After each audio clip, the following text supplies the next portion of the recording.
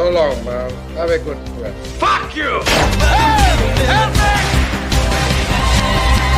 Taking maybe one step more. I'll let it off to my next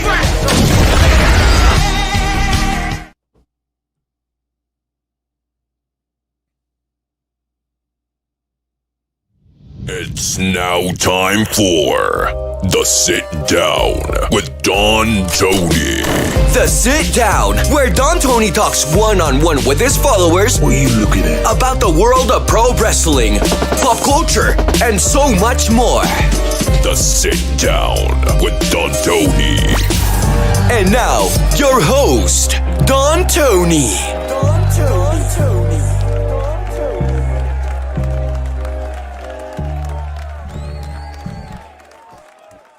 Good evening.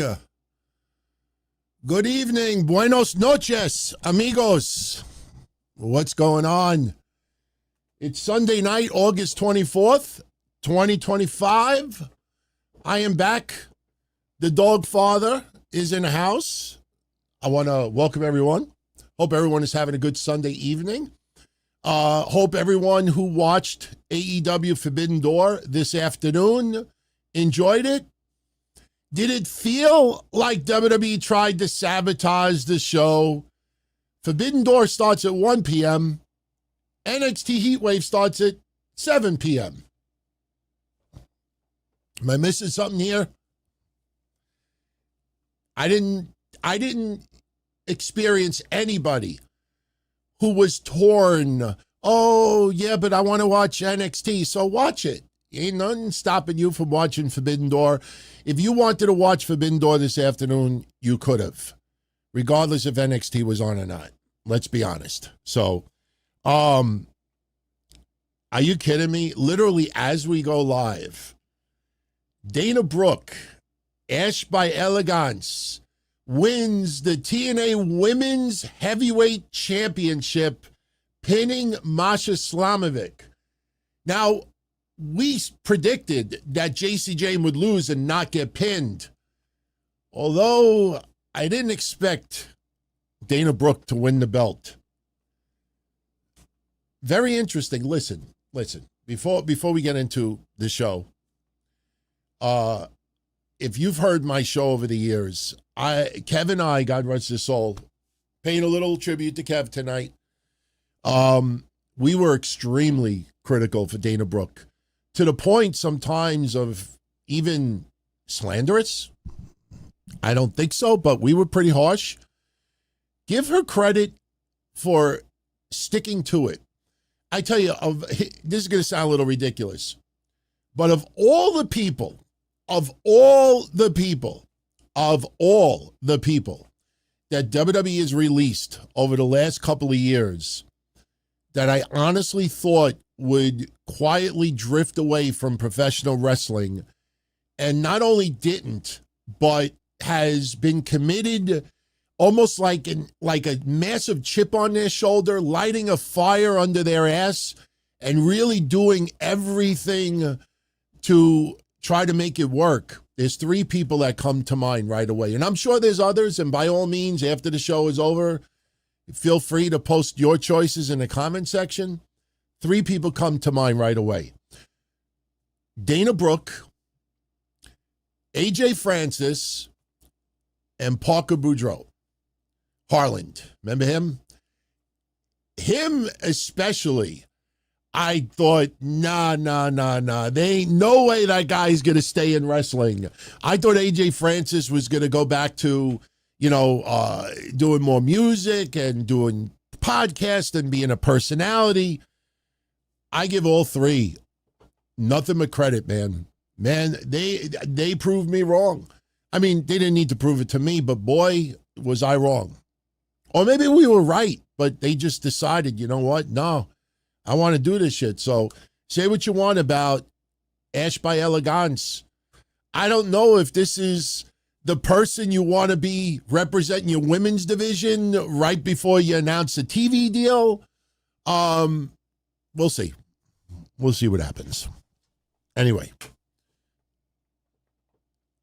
Lola Vice became the number one contender for the NXT Women's Championship. That's was our predictions. I actually, with Forbidden Door, I think the only prediction that we got wrong, and we kind of didn't get it wrong, but we did, was the match with, oh God, I just drew the tag team title match. I said that the Hurt Syndicate will not be pinned, but I thought that FTR would pin Bandito and Brody King. It was the opposite. So we kind of like got a half prediction right there and a half prediction with the women's match. So we're almost perfect tonight. We're almost perfect so far. Actually, forget that. The Dark State just won. Actually, no, we did say the Dark State will win the tag titles. I said I can't get behind Hank and Tank. It's kind of against my religion to go to root for Hank and Tank. I just never, ever bought into them. I said, I don't care what members of Dark State, they were winning the tag titles. Yes. Sunday, we call it the lazy show. I sit here, I answer your questions, I share your comments, but we also cover a couple of very important topics of discussion, things that have hit the news wire since Wednesday, things that I feel that you would want to talk about. And today, the ones that come to mind right off the bat is the Chris Jericho rumors. Oh, I have a lot to say about that. John Cena's final opponent in his final match. And the reason why I am choosing Gunther, I think it makes complete sense. I think you'll agree with me as well. Also, we got to talk about Raja Jackson, the son of Rampage Jackson, and what went down last night in Los Angeles, California. That was just, oof. You know, that when we get to it, listen, when we discuss it, I have footage of the incident in the parking lot. I also have some additional footage that is starting to surface, but I also got some interesting footage backstage and some footage that aired after the event, including Rampage Jackson's, I don't know if you would call it an apology, but an excuse for his son's actions. I mean, I'm not going to crap on Rampage Jackson. That's his son. I mean, you want to show support for your son. Just doesn't help when a couple of weeks ago you supposedly said, I put money aside for my son's college fund, but I think I'm going to have to use it to bail him out of prison. That's not good. Even if you're thinking about that, that's not good to not only say, but to tell the whole fucking world. What else do we got to talk about today? The Hulk Hogan death investigation. Man, even in death, we got Hogan lies. I mean, listen, if we actually launched HulkHoganIsFullOfShit.com 15 years ago, which we were going to, we were threatened with lawsuit, I would have thought, okay, maybe we should retire the website with his passing. There's some interesting stuff coming out now. I do believe Brooke. I do believe Nick.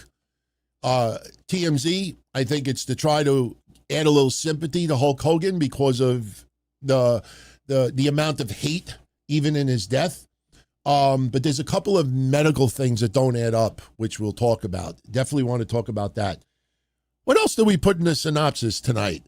There was something else. I can't remember right now.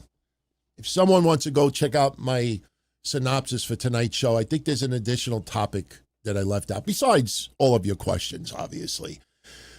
What do you guys want me to talk about first? You want me to talk about Jericho, Raja Jackson, Hulk Hogan, Cena, Gunther? Chat room. You're the ones in charge. Oh, Jericho being replaced by Bryan Danielson. That actually has to do with it. You know what? Let's talk briefly about Jericho. I think Jericho is very easy. I think it's very easy to just get this out of the way. Let's get Jericho out of the way first, then we'll talk about Raja Jackson. Because I put up a poll, should he be arrested? in my honest opinion, yes, I do believe he should be arrested. And I'll explain why in a little bit. There's a lot more to this story that you may not know. And trust me, even TMZ, I don't trust them. Even TMZ did a little dick move to try to make Rampage's camp look a little bit better. Did you catch it? If you saw TMZ's story, did you catch it? If you didn't catch it, you're welcome to go on their website right now and read the last sentence on their article.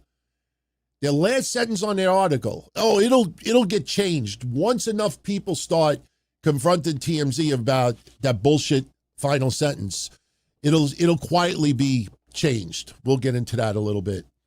All right, let me briefly talk about Jericho. I keep this very short and to the point.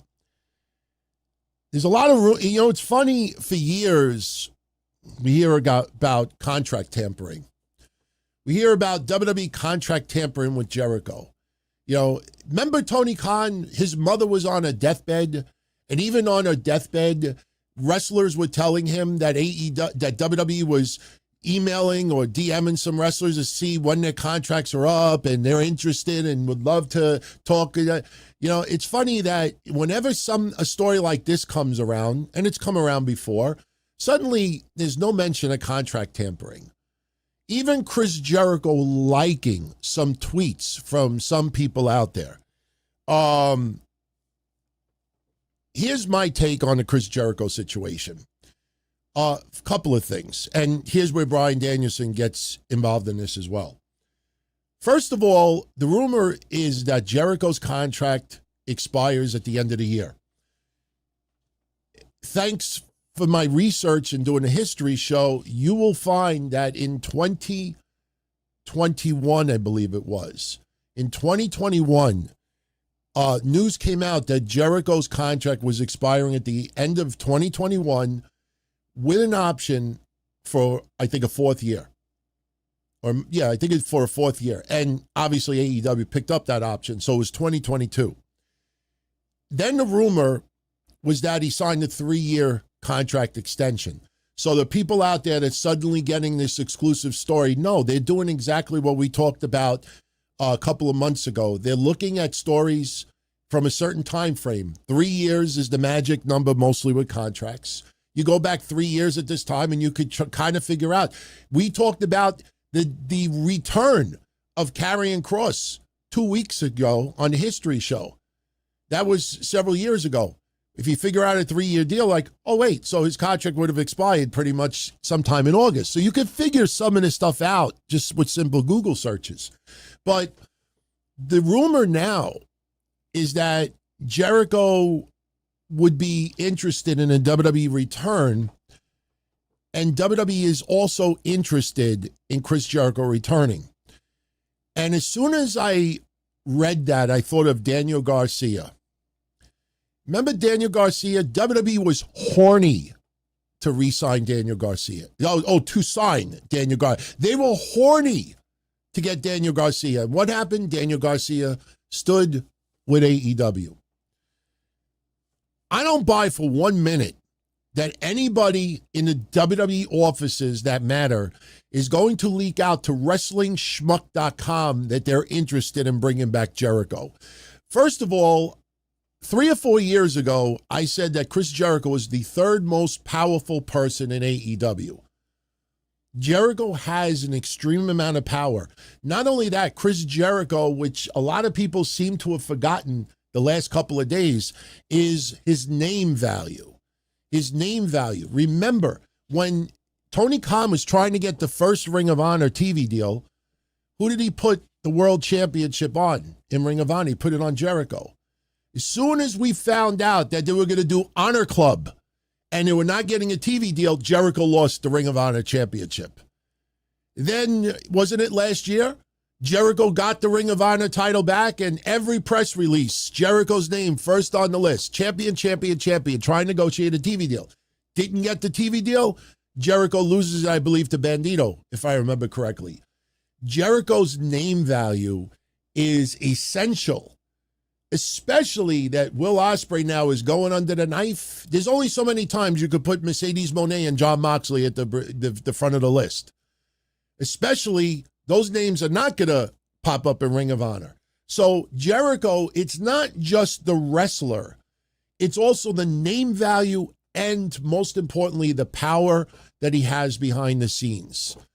Jericho works in the offices. Not, as much as like Cody and others did, but Jericho is involved. Jericho is also involved behind the scenes business. So when you look at Jericho in AEW, you can't just look at the factions that he was in, the Inner Circle, and everything else he's done. All the High Guys and all the goofy shit he's been doing, and everybody singing Judas. Yeah, it's getting a little old. Jericho was the first AEW World Champion in history. We're now in 2025, approaching 2026. 2019 is far gone now. So Jericho's importance shifts. If Jericho goes to WWE, you think he has any power? No. You think he's going to be a regular on TV? No. Is he going to be a special attraction? Maybe. Why would you give up the amount of power that you have in AEW, the amount of money that he's making millions in AEW, and also he pretty much has creative control. I know, creative control, taboo word, especially when it comes to Mercedes Moné. Like I say 1,000 times over, there is a shitload of people in AEW that have some creative control. Not total creative control, but some creative control. Tony, I don't think I should lose right now. I'm 9 belts. I'm 12 belts. Tony, I think I should win at Forbidden Door. No. You're the GOAT. You're the GOAT. You're the greatest. I trust you. No. You're right. You're right. You are the number one. You are the greatest of all time. That's creative control. Sting. People go back several years. Tony Khan never thought in a million years Sting would sign with AEW. So when Sting says, that doesn't work for me, brother, I think I should do this. I think I should. You're the greatest of all time. You're the GOAT. You're the one in the ring, not me. I trust you. I trust what you do. Everybody loves you. Everybody just the fact that they're in the ring with the icon. That's creative control. Boss, I think the Death Riders will work. I think, we just push it and push it and push it. Blah, blah, blah, blah, blah, blah, blah, blah, blah. Blah, blah, blah, blah, blah, blah. No more Pics and everything, but I think that Mox, you're the one in the ring. You're the boss. You're the one of the greatest factions in history. No, not the Death Riders, not the Blackpool Combat Club, but I trust you. That's creative control. To be able to dictate in some ways what you want to do, that's creative control. Jericho would lose a crap load of that. If Jericho was 10 years younger, I'd be saying a totally different thing right now. Jericho is at the tail end of his career. And if you're going to bring Jericho into the WWE, you're bringing him in to get a nostalgia moment at the Royal Rumble, maybe a hint of one last run, a Jericho talking segment, and a couple of losses to put some people over. It's that's what it is. In my gut feeling, Tony Khan never replaced Cody Rhodes. And that was a massive, massive, massive hole that AEW's never filled. What they have done is they've taken little pieces of putty and tried to seal little cracks here and there, but you don't see growth. You don't see, expansion. This year is AEW's greatest year because there's a lot less drama. There's a lot less controversy with contracts. You had a couple of disgruntled wrestlers that you ended up letting go. And, they're just, booking events. that's it. I mean, it's really, you look at some, you could tell easily with AEW who the favorites are. Yeah, Brody King will get a title belt here, but, 3 months from now, we've been talking about Hobbs. You talk about, look, Wardlow came back today. Ooh, yay. And what is really going to happen? You could see who are the breakouts people. Swerve is the number one person who nobody expected to break out, but ended up getting it. But that is rare. That is rare to see. So if Jericho were to exit, Jericho would not have the power. Jericho would not get paid on the level that people think he would get paid. He'd get paid good, don't get me wrong. But how do you use him? AEW has just as much worth with Chris Jericho behind the scenes than on camera, if not more. So a lot of what I see right now reminds me of Will Ospreay, reminds me of Okada, reminds me of Jay White, reminds me of Daniel Garcia, reminds me of every person. Oh, WWE has interest. WWE wants to sign a person. WWE, this person's undecided. Should I go to AEW? Should I go to WWE? Should I re-sign with AEW? Should I go to WWE? And 99% of the time, when this story happens, it's the same fucking cycle. In the end, the person stays with AEW. Oh, he chose AEW over WWE. That's what happens. So I think a lot of what's being manufactured right now is to try to overly falsely inflate WWE's interest in Chris Jericho. So Chris Jericho stays with AEW. It makes it seem like, wow, he chose AEW over the temptation of WWE. That's what I think this is. Funny thing is, WWE is trolling everybody right now. Because now, if you haven't noticed, suddenly, oh, look at this. Roman Reigns versus Chris Jericho. Look at this. Blah, blah, blah. They're posting a whole bunch of Jericho matches on YouTube. They posted a couple of things on their website. They're having fun with this right now. Like, hey, if Jericho's there, no problem. Let's show matches. Let's get ad revenue. We just make people think that there's interest. Look, they're reintroducing Jericho's name. They want him back. That's what I think most of this is. I think WWE, it's the same thing like with some wrestlers like Okada. Nothing against Okada, but you remember a couple of years ago, right before WrestleMania, oh my God, they should sign Okada and Seth Rollins for the championship. That's WrestleMania. Oh my God. And you realize it's 11 people saying that. For the majority, it was like an eBay auction. It's like somebody who has enough, but sees an eBay auction and sees something and says, hey, if I could steal this at a very low bid, I'll buy it anyway. So when Okada became available and he's leaving Japan, all right, we really don't need him right now. But hey, if we could sign him like really, really cheap, yeah, why would you not have Okada? And Okada's like, I ain't taking that, and signs with AEW. So I feel like WWE, like really, I'm not dissing Jericho. I truly believe the only way Tony Khan lets Chris Jericho go is if Bryan Danielson is going to take Jericho's spot. I'm not talking about in the ring. I'm talking about overall. Bryan Danielson has had some power in that company. Remember the behavioral board when CM Punk had the incident with Jack Perry? Wasn't Bryan Danielson one of the people that decided to let CM Punk go? So if Jericho were to leave AEW, I think Bryan Danielson will be put in that spot because somebody, a locker room leader, respected veteran, somebody that has name value. Name value. If Bryan Danielson could work even a little bit, you put his name at the beginning of every press release, the Ring of Honor stuff. If you notice, they've actually had him appear like on a Ring of Honor. Like, why aren't they doing that in the Dynamite? So I think that if Jericho were to go, Bryan Danielson would have to take his spot. Somebody has to fill Jericho's shoes.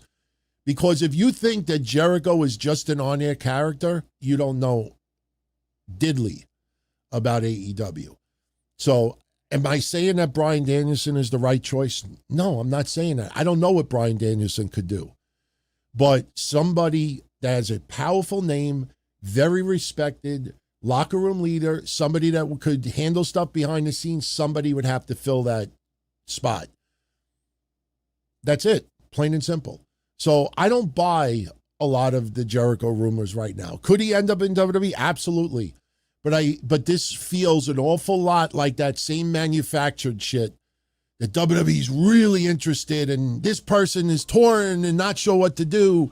And then in the end, there was never much of interest at all. They were signing with AEW. So, all right. Oh, by the way, what we're going to do, a couple of you gave me the idea.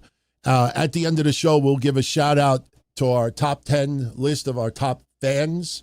I hate using fans. We're family. But they do have this little thing now online on YouTube based on interaction and other shit. You get like a top fans list. So we'll shout out the top 10 at the very end of the show. So I don't know. What do you think? What do you think? I think a lot of this is way overhyped. And it would be fine to see Jericho back, but I don't know. He'd be giving up way too much. And I haven't heard Jericho losing his power in AEW. So I think AEW is, if the machine is smooth right now, it's oiled to an extent, and everything is flowing well, why would you put a major wrench into it? Tony Khan's a billionaire. You think him just giving Jericho $10 million is going to hurt anything? You think Jericho tells anybody in the company how much he makes? It's nobody's fucking business. AEW is not a publicly traded company. Nobody needs to tell anybody. Some people could be getting little Christmas cards in the mail, with some extra bonuses. Nobody needs to tell anybody. All right. I see a lot of you talking about Rampage Jackson. A topic that I did not expect to do on this show, but we must. All right. Now, I will admit, I did take a couple of notes because I had things in order. I wanted to share it with everyone. I also wanted to make sure I did not forget to call TMZ out on a little omission that they did on their article, which they wrote this afternoon. And the video that we're going to share was actually out yesterday. And if me and any other simpleton out there could gather this much stuff together, TMZ trying to change the narrative a little bit, in a little sympathy for Rampage Jackson's way. All right. Before we start showing videos, now I have to give a little disclaimer. The fight itself, I had to blur it a little bit because, believe it or not, that shit gets flagged big time. Some of podcasters out there with millions of subscribers that was covering this story today, they had to blacken out half the screen. I didn't have to do that. I kind of did it in a way that you could still pretty much see everything, but I had to alter it a little bit. But I'm going to just set this up for you. Just tell you exactly what happened. I want to show you video, but let me tell you something. Knox Pro Wrestling Academy, haven't ever heard anything bad about them, and I'm not going to start throwing shade right now, but, there's got to be some additional discipline going out other than, Rampage Jackson is never allowed at our shows ever again. Because, there's one little part that it reminded me of the scene in Goodfellas. Remember, who was the kid in the bar? Who was the kid? For those in Goodfellas, who was the kid in the bar, in the basement that was giving the drinks to everyone? Somebody will remember. You remember they're playing cards and he got shot in the foot by Joe Pesci and he was giving Spider. I remember Spider. Anybody remember Spider? Spider was the kid that was giving the drinks while everybody's playing cards. And Joe Pesci had shot him once before in the foot. So he's, he gets, bandaged up and he's limping around like a gimp. And, basically Robert De Niro starts baiting Joe Pesci. Because Spider says, why don't you go fuck yourself? Because Joe Pesci cracked a joke at him. And Joe Pesci's looking at him like, what the fuck did this punk just say? And Robert De Niro's like, you're going to take that from that punk? What's going on with this world? And Joe Pesci throws a couple of bullets in the guy's head. We had a Spider moment in Knox Pro Wrestling as well. We had a Spider moment. And yeah, I kind of think this person who did this has a lot more responsibility than what's being portrayed. Now, let's set this up, okay? Even though my involvement was shitty and very small in the overall scope of things, I was involved in indie wrestling for many, many years. Working behind the scenes, doing the god-awful manager stuff. But I've been around locker rooms, some. And, you know, there's a lot of people that are still old school, believe it or not, that if you're walking around, you gotta, you know, they take everything as real. If there's cameras rolling, they think everything is real. A lot of you saw that Abdullah the Butcher video from 2005. Somebody that was very kind enough to find for me. I was looking for that footage for over 10 years, maybe 15 years. And I'm on it. And in that video, I'm like talking to Louis and we're setting up what we're going to do, my first ever appearance on camera. And I'm going to bring out Abdullah the Butcher to destroy Louis. And we're going through all this stuff. And in the video, you saw Louis like, he thinks it's real. Like, because the camera's rolling, got to do it. So basically what happens is this guy, Syko Stu. Syko is spelled S-Y-K-O. His real name is Stuart Smith. Army veteran, very well liked in the West Coast of wrestling. Been doing it for a while. Kind of reminds me of Tank Abbott. If you look at his look, he reminds me a little bit of Tank Abbott. Like Tank Abbott meets Eric Rowan. So they're in the parking lot and people are hanging out, and here comes Raja Jackson. Raja Jackson, I believe, has a little bit of an MMA background as well. He's about 25 years old. And Raja Jackson gets into the face, so to speak, with Syko Stu. So there's cameras rolling, because one thing you need to think about, as everything I'm about to explain to you and show you, and I think I'm going to give you the most detailed synopsis of this than anybody out there, he was on Kick. Raja Jackson was streaming everything on Kick. So now you got Raja Jackson, who is not a wrestler, who was there backstage as a guest. I don't know of who. He goes in the parking lot and he gets into the face of Syko Stu. So he's acting, you know, showing like, you know, his chest. And I'm not taking sides here. I'm just telling you the story. You'll see the footage. And this guy Stu sees somebody's filming all of this. So him trying to stay in character, thinking this is storyline. Nobody told Stu that this wasn't storyline.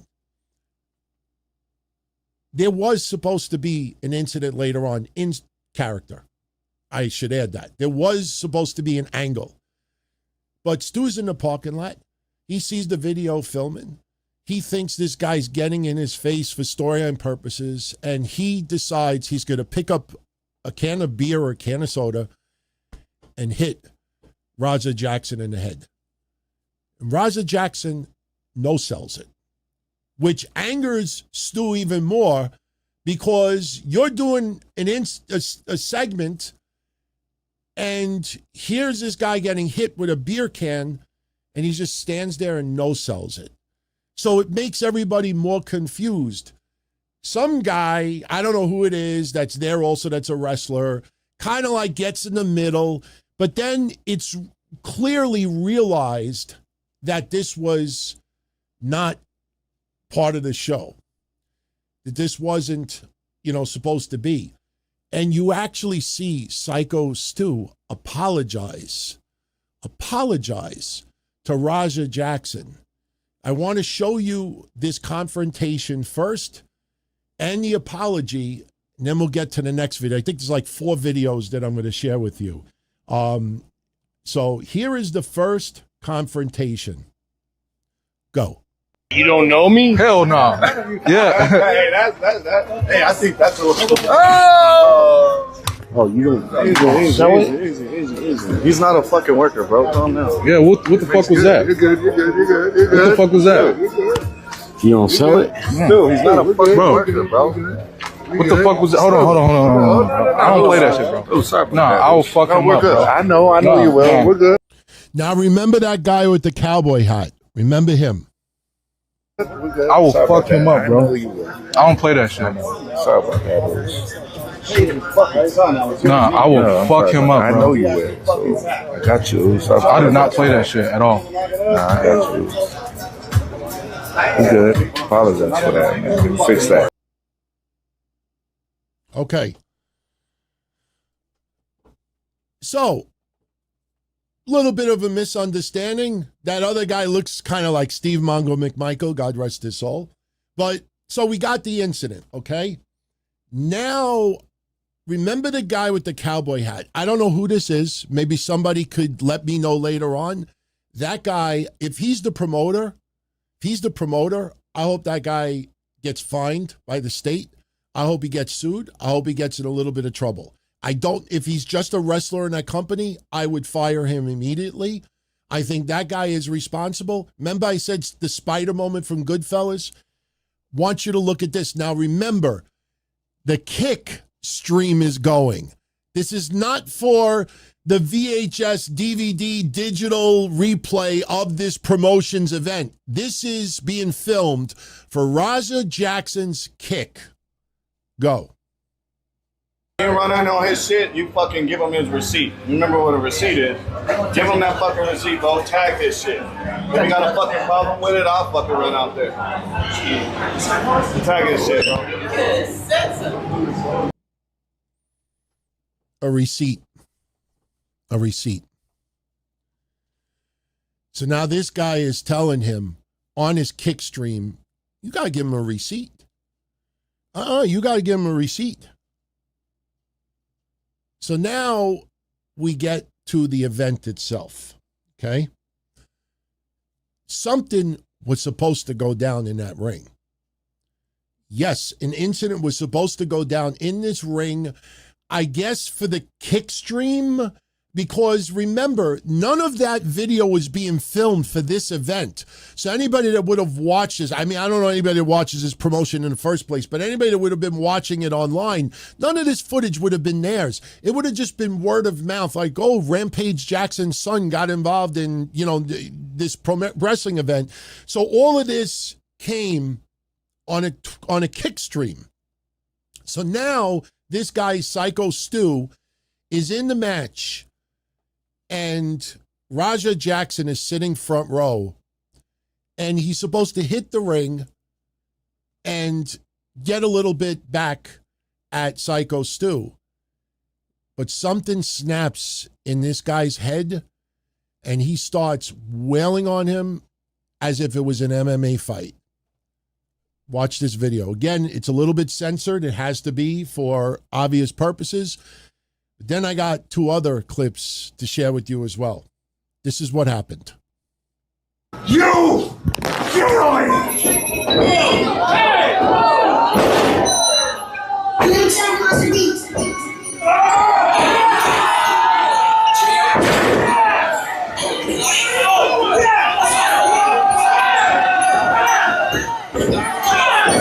Connected on every punch.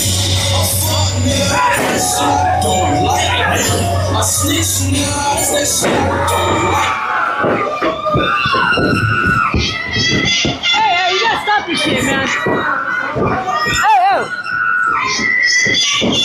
Stop this shit, man. Hey. Stop this shit, man.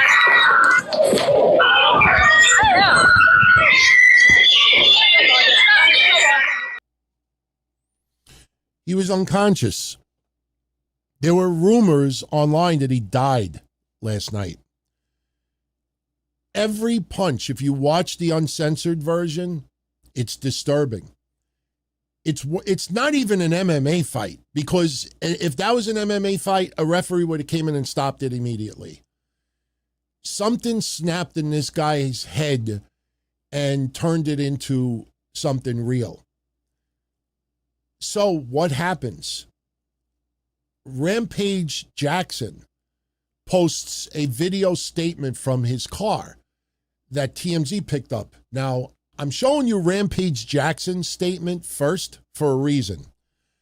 This is Rampage Jackson, I don't want to say justifying his son's actions, but in some ways making an excuse for it. I don't know. You be the judge. Here's Rampage Jackson's statement. Don't know my son, and he hit him over the head with like a can or a beer can or a bottle or something, and my son didn't know it didn't know it was coming, didn't know, they didn't tell my son, and he hit my son over the head. I guess he thought my son was a pro wrestler or something, and Roger didn't react, but Roger didn't fight though. He didn't do anything, because I told Roger not to get punched, but still nigga hit my son over the head, and then he asked my son, you ain't gonna sell it? When you in pro wrestling, when you sell, it's like, because that shit fake. MMA, we do real shit. And he said, you ain't gonna sell it? So when you don't sell it, make the other pro wrestler look bad, like he weak or something. But my son, he don't know nothing about that shit. So this motherfucker that hit my son is stupid. So in order for me not to go to fucking jail, I gotta talk to his coach. Yeah, Roger wasn't aware. Roger didn't know what was going on. He just thought he was going and talking to those dudes. That's some. Now, TMZ covered the story. Obviously, they were going to cover the story. And the very end of TMZ's story that they posted Sunday afternoon, not Saturday night, Sunday afternoon, the last sentence on their article is, Raja has far kept his lips sealed about this viral fight. Now just let that sink in for a minute. Talk about a pussy clickbait statement to say. And who would say that in normal English? This is TMZ's last sentence in the article. Raja has so far kept his lips sealed about this viral fight. It's not a viral fight. That was a work, shoot, that was assault. That was attempted murder. I don't care if somebody snaps. I get into a fight and I lose it and I start beating the fuck out of someone, I snapped. Problem is, if Raja Jackson would have done that in the parking lot, right after getting hit over the head with a beer can, throws the guy down and starts throwing punches, wailing, that's an immediate reaction. The guy went into the back of the locker room and had somebody tell him, you know, you owe him a receipt. You got to get him back. And then sits in the arena for a good hour thinking about it, and then attacks him. That is no longer, he hit me first, I hit him back. No. That was premeditated. If he snapped because the adrenaline kicked in and he got consumed in a moment, sure. It does happen. You know, not on this level. I mean, believe it or not, this is so bad to bring up, but I just thought about it. I was working on a history show for next week. And next week is the anniversary of the infamous match where Charlotte Flair and Nia Jax were fighting on Raw. And it turned into a mess. And then they started wailing on each other and people thought it turned into a shoot. Remember that debacle? Sometimes you get into the moment and you kind of lose it a little bit. But that doesn't justify what happened to this guy. This guy was in serious condition in the hospital. They were fearing that he was bleeding on the brain. He was unconscious. There was people online that actually reported that he died. So Rampage Jackson, an hour later, saying, oh, he's conscious and aware. I thought that was extremely irresponsible. But I want to show you one other video. I want to show you one last video. This is Raja Jackson closing out his kick stream Saturday night that TMZ, in my opinion, intentionally ignored.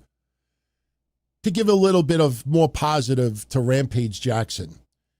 Have you guys seen this?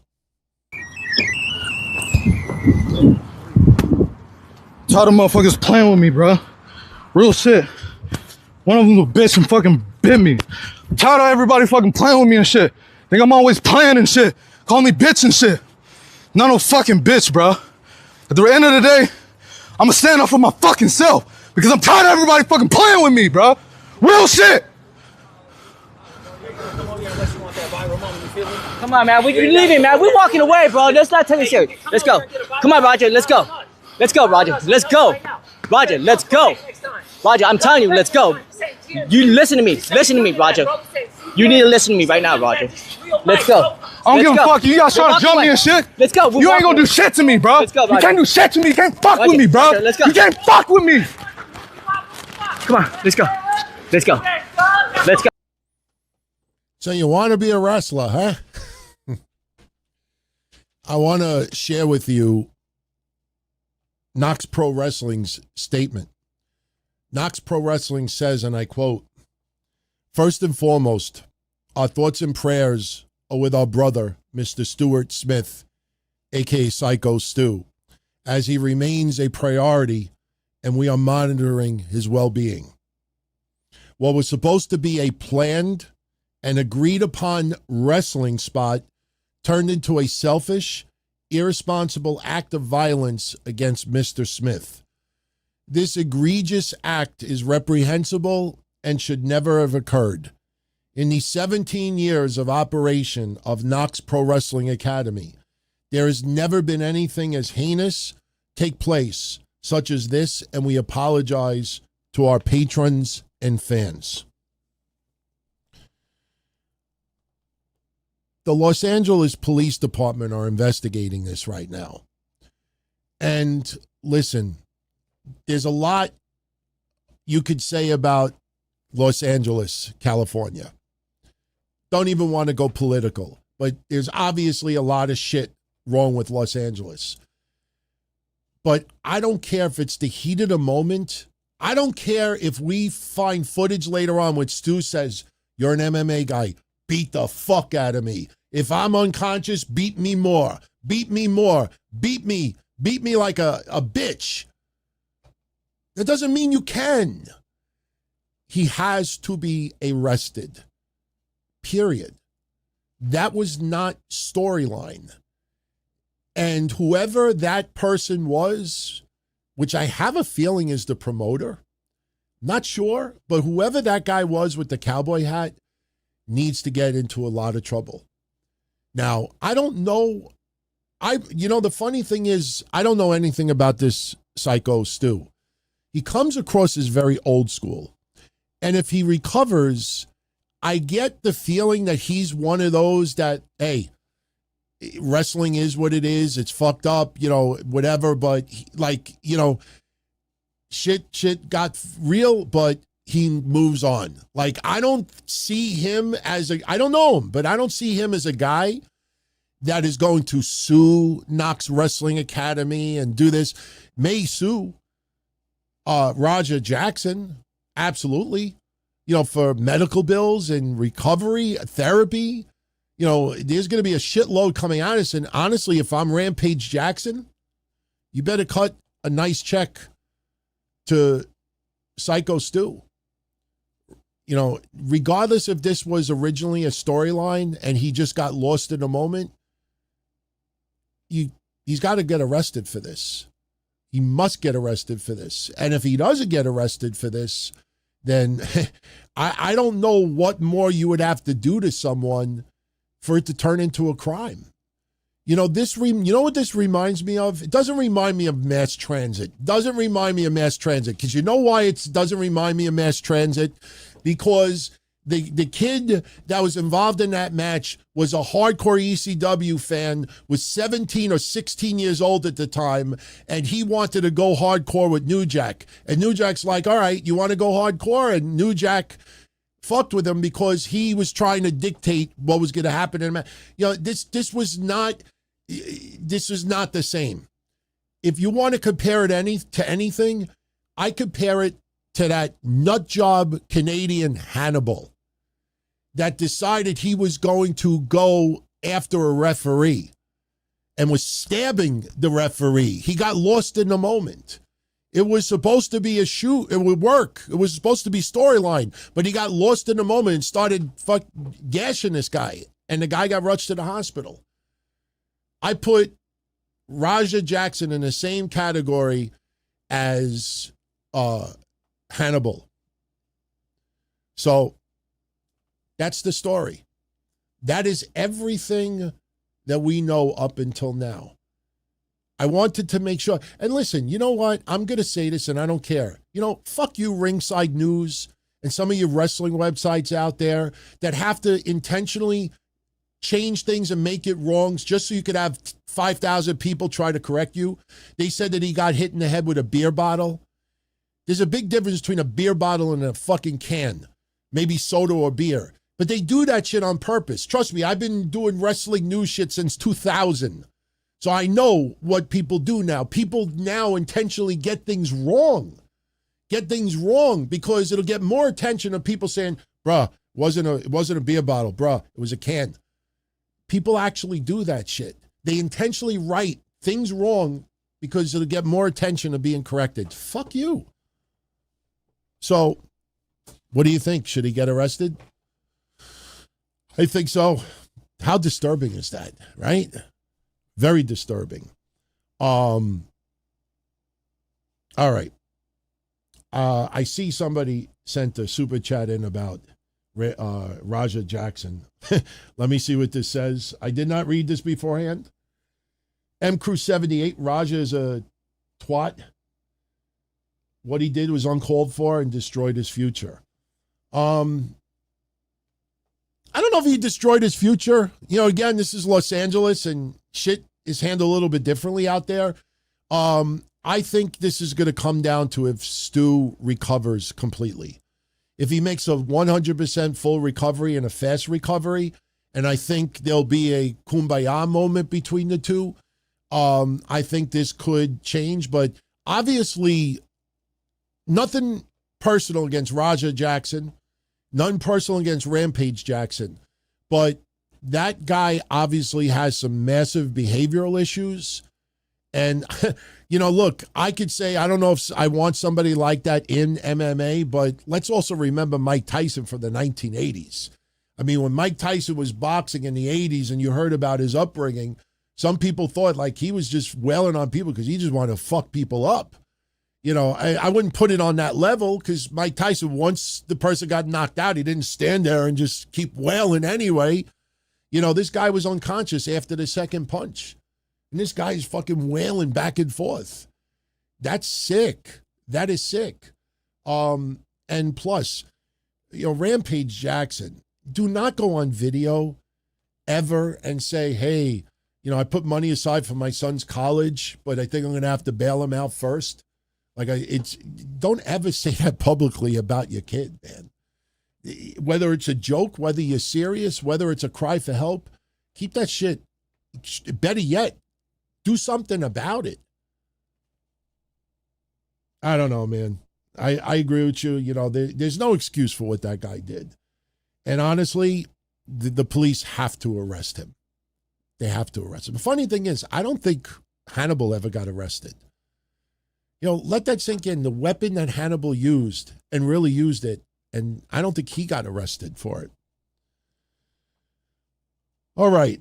I see someone else sent this. Ronnie C. DT, there's no argument about this. Even if the other guy does not press charges, Raja Jackson needs to be arrested. This wasn't an MMA fight.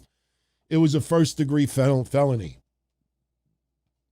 I don't know about first degree. It's definitely assault and battery. You just can't do that. You just can't do that. I think if I'm Knox Pro Wrestling, I got to be a little bit concerned with I don't know if there's a state athletic commission in California. Something tells me that there is. Then again, remember when XPW used to run roughshod? You know, XPW used to do some sick things in the early 2000s when you were in California and got away with it. I don't know how much of that has changed over the years, but I agree with you. He definitely needs to be arrested. It's not even a question. So, okay. So I think we should move on. Let me just briefly get into a couple other things quickly. By the way, last week I kind of let the cat out of the bag a little bit. If anybody that is in my neck of the woods, or if you've ever heard of the Guardian Angels, remember when the Big Boss Man was the Guardian Angel in WCW? That was a real gang. Guardian Angels go back to the 1970s. And the Guardian Angels were led by Curtis Lewa. And a lot of you know who Curtis Lewa is. I mean, you know, growing up, for me in the 70s and the 80s, I mean, I remember when he was on Morton Downey Jr. all the time. But he's running for mayor for a second time. And I revealed to everybody last week that he actually rented the office right next to mine. And I said I was going to be seeing him this Saturday and hanging out a little bit. And, you know, I always come with my proof. So that is me with Curtis Lewa and his wife. As you could see, the inside, the floors look familiar and the windows. So now I have a neighbor until at least Election Day. So I will tell you, people got mad at me online because I said, as far as the election goes for mayor of New York, I'm undecided. You got to see how many people would DM me nasty shit. How could you be undecided? How could you even consider Mandami, or how could you even consider Cuomo? Like, because I don't want to talk politics. I don't want to talk politics online or on the shows. And just because I meet someone and the guy's really nice and the guy's did a lot of shit for New York for 50 years, doesn't mean I, by default, vote for somebody. I'm not talking politics. So right now, consider me undecided. Wouldn't you rather me undecided than, quote, I don't give a fuck? So I prefer not to talk about politics, but there you go. So tomorrow I have to go to the doctor, so I'm not working tomorrow. But Tuesday, it's going to be quite interesting when I go to the office. So, and listen, if any other mayoral candidate wants to stop by my office and shake my hand and want a little plug, I'll be more than happy. You know where I am. All right. Let me just get this quick one out of the way. John Cena versus Gunther. Okay. Early reports is that Gunther, with the surgery, as far as the nasal, we don't know to the extent. We heard there was breathing issues. Some people have told me that they literally got to break his nose and reset it, and they have to do a few other things. But if you've noticed for the last couple of years on WWE television, you know, they talk about Gunther being a champion 80% of the time when he's on the main roster. And one thing that I have said that most of you have agreed with in the past is that if you take away the championship, creatively, they've done nothing with Gunther. Think just storyline-wise. 80% of the time you're champion, which means you're used to having a championship. You feel naked without the championship. He loses the championship to Jey Uso at WrestleMania, disappears for a short period of time, and when he comes back, getting his title back is not the first priority. The first priority is to fuck with Pat McAfee and Michael Cole. Tony Randall just subscribed. Tony Randall. Dun, dun, dun, dun, dun, dun, dun, dun, dun. Now we need Oscar Madison to subscribe. Shout out, Tony. Gunther. He doesn't go back for Jey Uso. Brother. He goes for Pat McAfee and Michael Cole. That told you right there, we don't know what the fuck to do with Gunther without a championship. If you take away all of Gunther being a champion on the main roster, you will be left with, wow, they really don't know how to fucking book Gunther unless there's a championship involved. Because Gunther's 80% of being champion, he don't need no storylines. People challenge him for the belt. And what did they do? Damian Priest, I want to fight you for the championship. No, you're street trash. Sami Zayn, I want to challenge you for the world championship. No, You don't do, and they did that for weeks. No. You want to fight me? The answer is no. No. No. You take away Gunther's championships, they have done dick for him on the main roster. So now you have this surgery. You're going to bring him back, and oh, look at that. Seth Rollins is the champion. I don't think you're going to have Gunther turn babyface anytime soon and go after Seth Rollins for the title. So we're already in September. October, November, December. It's not that far away. If Gunther needs 2 months of recovery and some training involved, now you're getting into October, November. If I'm WWE, have Gunther come back and his first line of business, retire John Cena. He just retired Goldberg at Saturday night's main event. You have Gunther come back and he wants to face John Cena, wants to retire John Cena. He's not suddenly the legend killer. He's not suddenly the retirer. You know, that'd be a pretty funny ring name. The retirer, Gunther. But if I'm WWE, you bring him back. He wants to go after John Cena. Or if John Cena, for some reason, wants to challenge him. Personally, I think Gunther should say, I'm going to be the one, to finally pull the plug on John Cena. Just pull the plug. Take it off the respirator. That's it. Let him retire John Cena. It's at Saturday night's main event. It's another Hall of Famer, and it's a final match. You just did it with Goldberg. You do it with John Cena. I think it makes total sense. Listen, my only other option, which I think is fucking funny, but I wouldn't do it. Like, I could picture, I'm not even saying this to be funny, I could picture Tony Khan. If Tony Khan was smoking the Babanya and he was on WWE Creative, I could picture Tony Khan saying, dude, Gunther won't be available. Dude, I just figured it out. Dude, John Cena, he shows up and who's the perfect person? He leaves his sneakers in the ring. Dude, he don't take his sneakers off and put him in the ring. Dude, you haven't faced Bronson Reed. Bronson Reed beats him and takes the sneakers to Shula Fala, and he fucking starts walking around. You have Mercedes Monet, 8 belts Monet. You're going to have fucking 16 shoes, 16 Shula Fala, Bronson Reed. No, I don't want to see it. But if you're forcing me to say Gunther's not going to be back, who would you choose? I'd have fucking Bronson Reed do it. Steal the sneakers, right? Let him walk around with Roman Reigns' sneakers, John Cena's sneakers. Hell, I would have even taken off those little black, tiny little shoes that Goldberg wears. I found out something about Goldberg. And if you think that I'm making it up, look it up. I don't expect anybody to start trending this.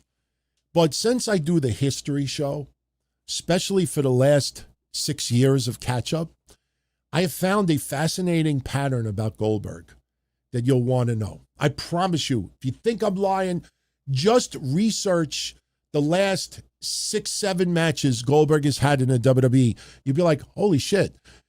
Almost every time Goldberg had a loss, within a week or two, he follows up that he injured himself or needs surgery for something.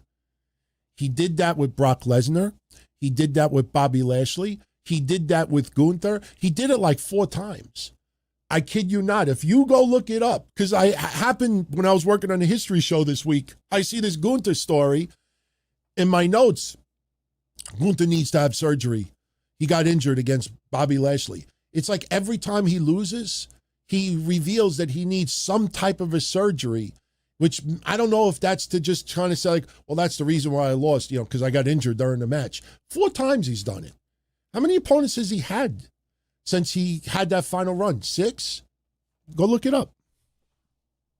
I kid you not. I don't lie, guys. So,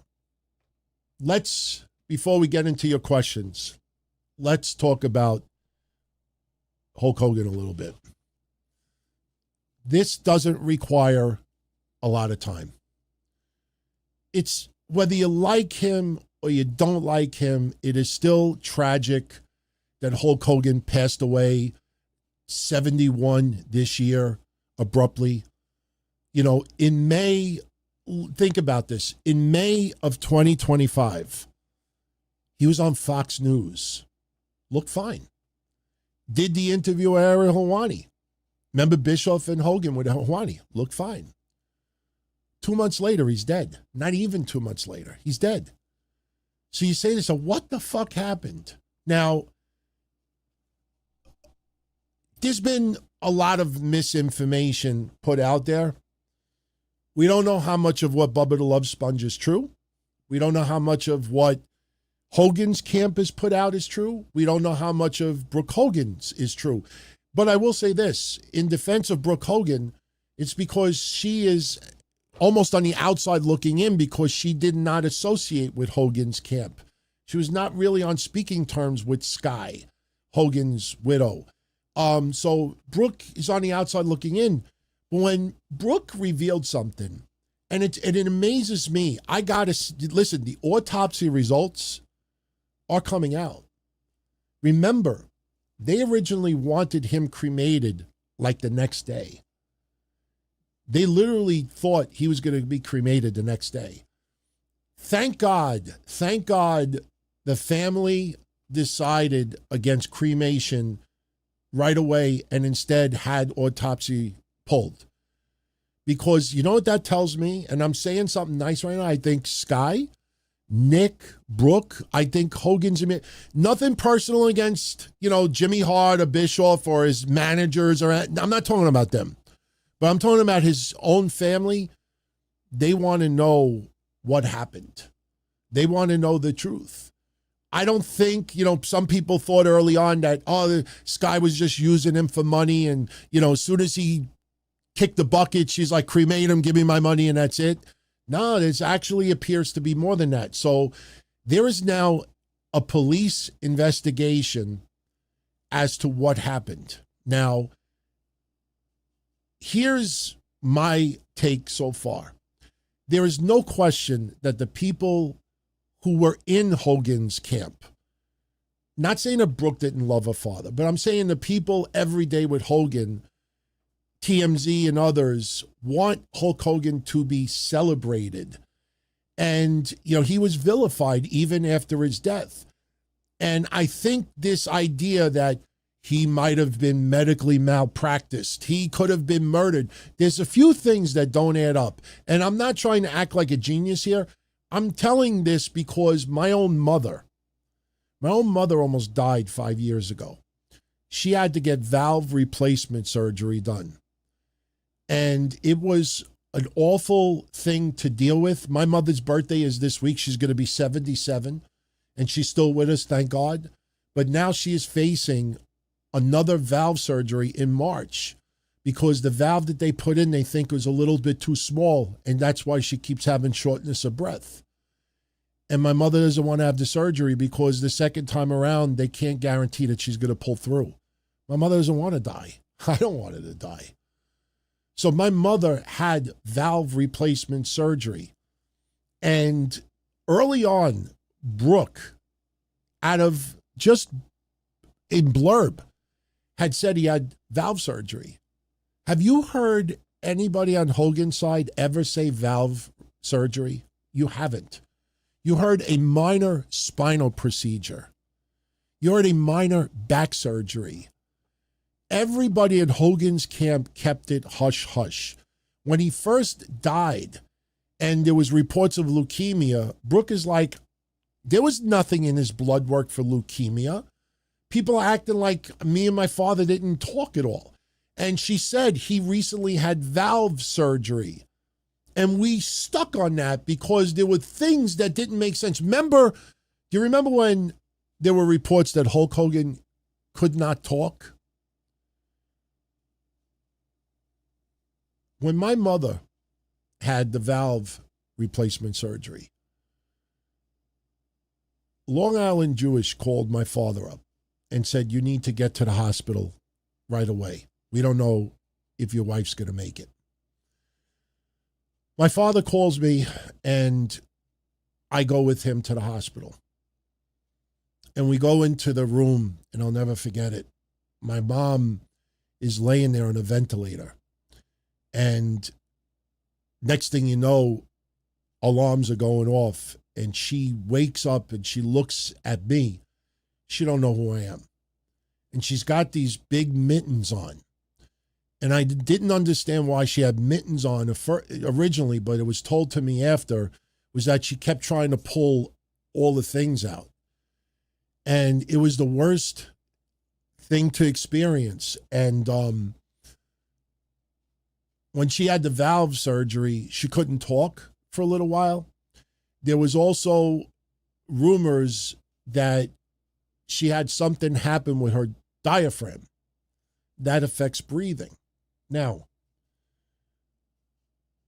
as far as Hulk Hogan goes, the word going around now by Sky is that his phrenic nerve, P-H-R-E-N-I-C, phrenic nerve, was compromised. That was the word used, compromised during a recent surgery. She never says what kind of surgery it was. Now, why does phrenic nerve hit home? Because my mom's surgery, there was issues with her diaphragm. She couldn't talk. I don't know much about the phrenic nerve, but I do know that you have two, one on each side. And if one is severed and the other one is still intact, you might have shortness of breath, which she's experiencing now. You might have difficulty breathing, which she experiences now. But it doesn't affect your speech.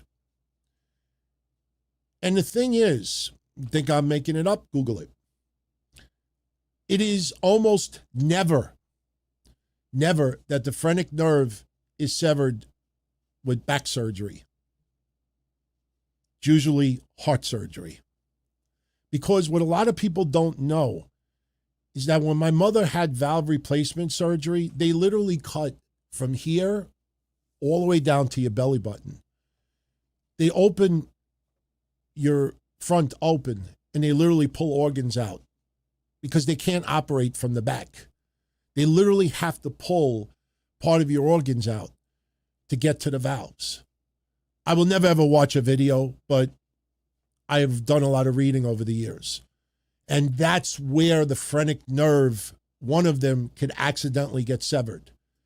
But the thing is this, when you hear Sky saying that it was compromised, compromise to me, that's a bullshit word. Either it was severed or if it wasn't, compromised. You know, I hear, oh, she was put in a compromised position. Fuck you, just say it. Why use these cute words? So when I hear, with all due respect to Hogan's fan, when I hear Sky saying it was compromised, yeah, you're kind of hiding something. You don't want to just come out and say it. Maybe if in fear of lawsuit. I don't know. But here's something else. Occupational therapist. If you read TMZ and all the news sites now, they say that an occupational therapist was there when Hogan stopped breathing. And they called 911. And there's body cam footage and other stuff that will come out. It's not coming out now because there's still an investigation. Once the investigation is over, that will all come out. The body cam footage and 911, everything will come out. But you should Google what an occupational therapist is. An occupational therapist is pretty much a nurse that is at the house that basically helps you, assists you to be able to do your everyday things. A physical therapist tries to physically get you better where you're back to normal. But an occupational therapist does not do everything for you. They're not a visiting nurse. Can I wipe your ass? Can I feed you baby food? Can I do this? Should I wipe you down? No, they're supposed to assist in you doing everyday stuff. So if Hulk Hogan was brought in the middle of the night on a stretcher into his house where he couldn't even breathe, meanwhile, Real American Wrestling, brother, All this, if it was that serious, why the fuck was he home? Listen, when your phrenic nerve gets severed, you either know it happened or it didn't happen. You don't say it might have been compromised. Might have been compromised. If I fucking throw a bullet in your stomach and you look down and there's a big hole and it's bleeding, you're not going to say, I might have been shot. I might have been shot. You know, if I fall and I can't get up and my fucking hand is this way and everything else is this way and my bone is sticking out, I don't say, I might have broken a hand. I might have broken a bone. You know, if it was severed. Why? Because he'd be on a fucking ventilator. He would have treatment. He would have possibly another surgery. It might have been compromised. Let me tell you something, guys. My gut feeling is that there's some people in Hogan's camp that are trying to portray some type of malpractice to add sympathy to his passing. That's what I think it is, deep down inside. So there's a police investigation going on right now. We will know the results of that investigation soon enough. I think Hulk Hogan, unfortunately, his body shut down, overworked, abused over the years, and it was his time to go. And we always want to have an alternative reason. Look at Benoit. I hate to compare Benoit to Hulk Hogan, but the people that truly loved Chris Benoit, from his family to his friends, hold on to the CTE, hold on to other issues because they can't or don't want to accept the fact that, you know, hey, he decided he wanted to murder his wife and his kid. You know, they can't picture somebody they love doing something like that. There's got to be a different reason.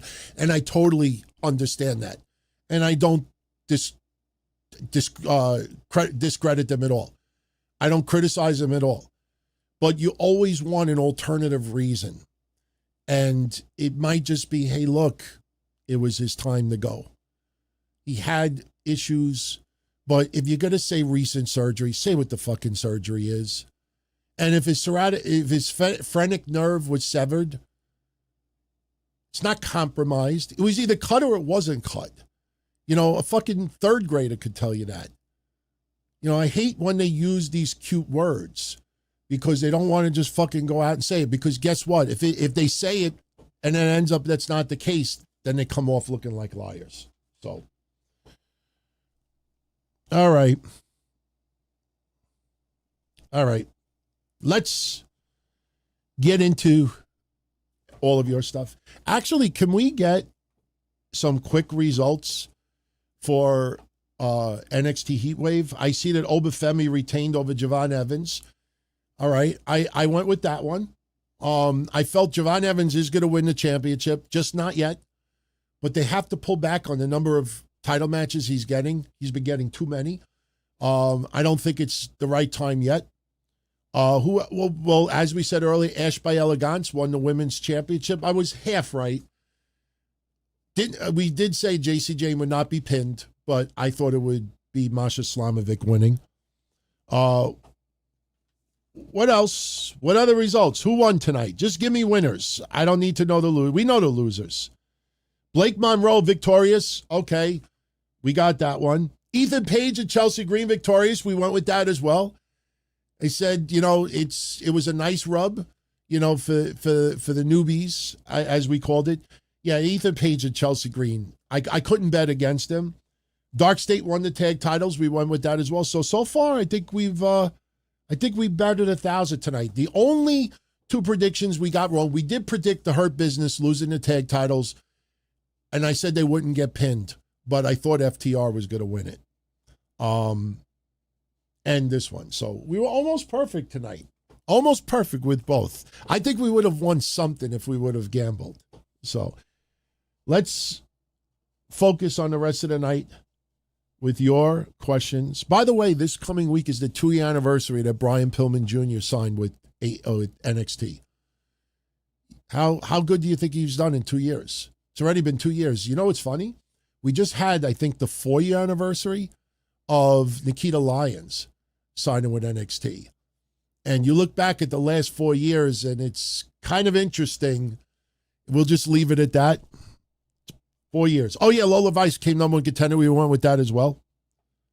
Yes. So, yeah, we're almost perfect tonight. All right. Okie dokie. All right, Ronnie, we talked about yours earlier. Tommy D, thank you for the 5 spot, my friend. Now with WWE not doing media scrums, excuse me, do I think there's a chance Tessa Blanchard comes to NXT? They don't have to worry about the media confronting them. Yeah, that's actually pretty damn good. I didn't even think of that.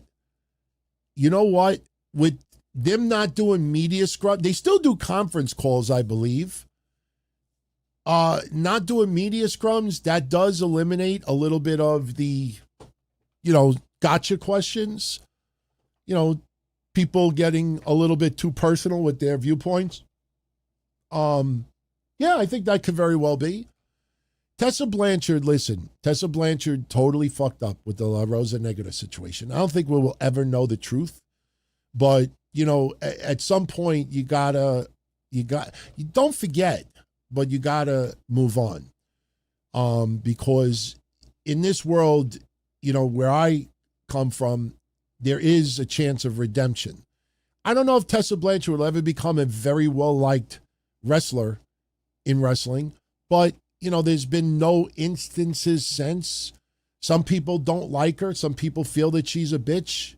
It's like what my co-host Kev used to say. She's not a racist. She's an asshole. And yeah, I think you're right, Tommy. I think, I don't think you bring her in now simply because you're not doing scrums anymore, but that is a good point. They don't have to deal with as much of the backlash from the media. That is definitely a good one.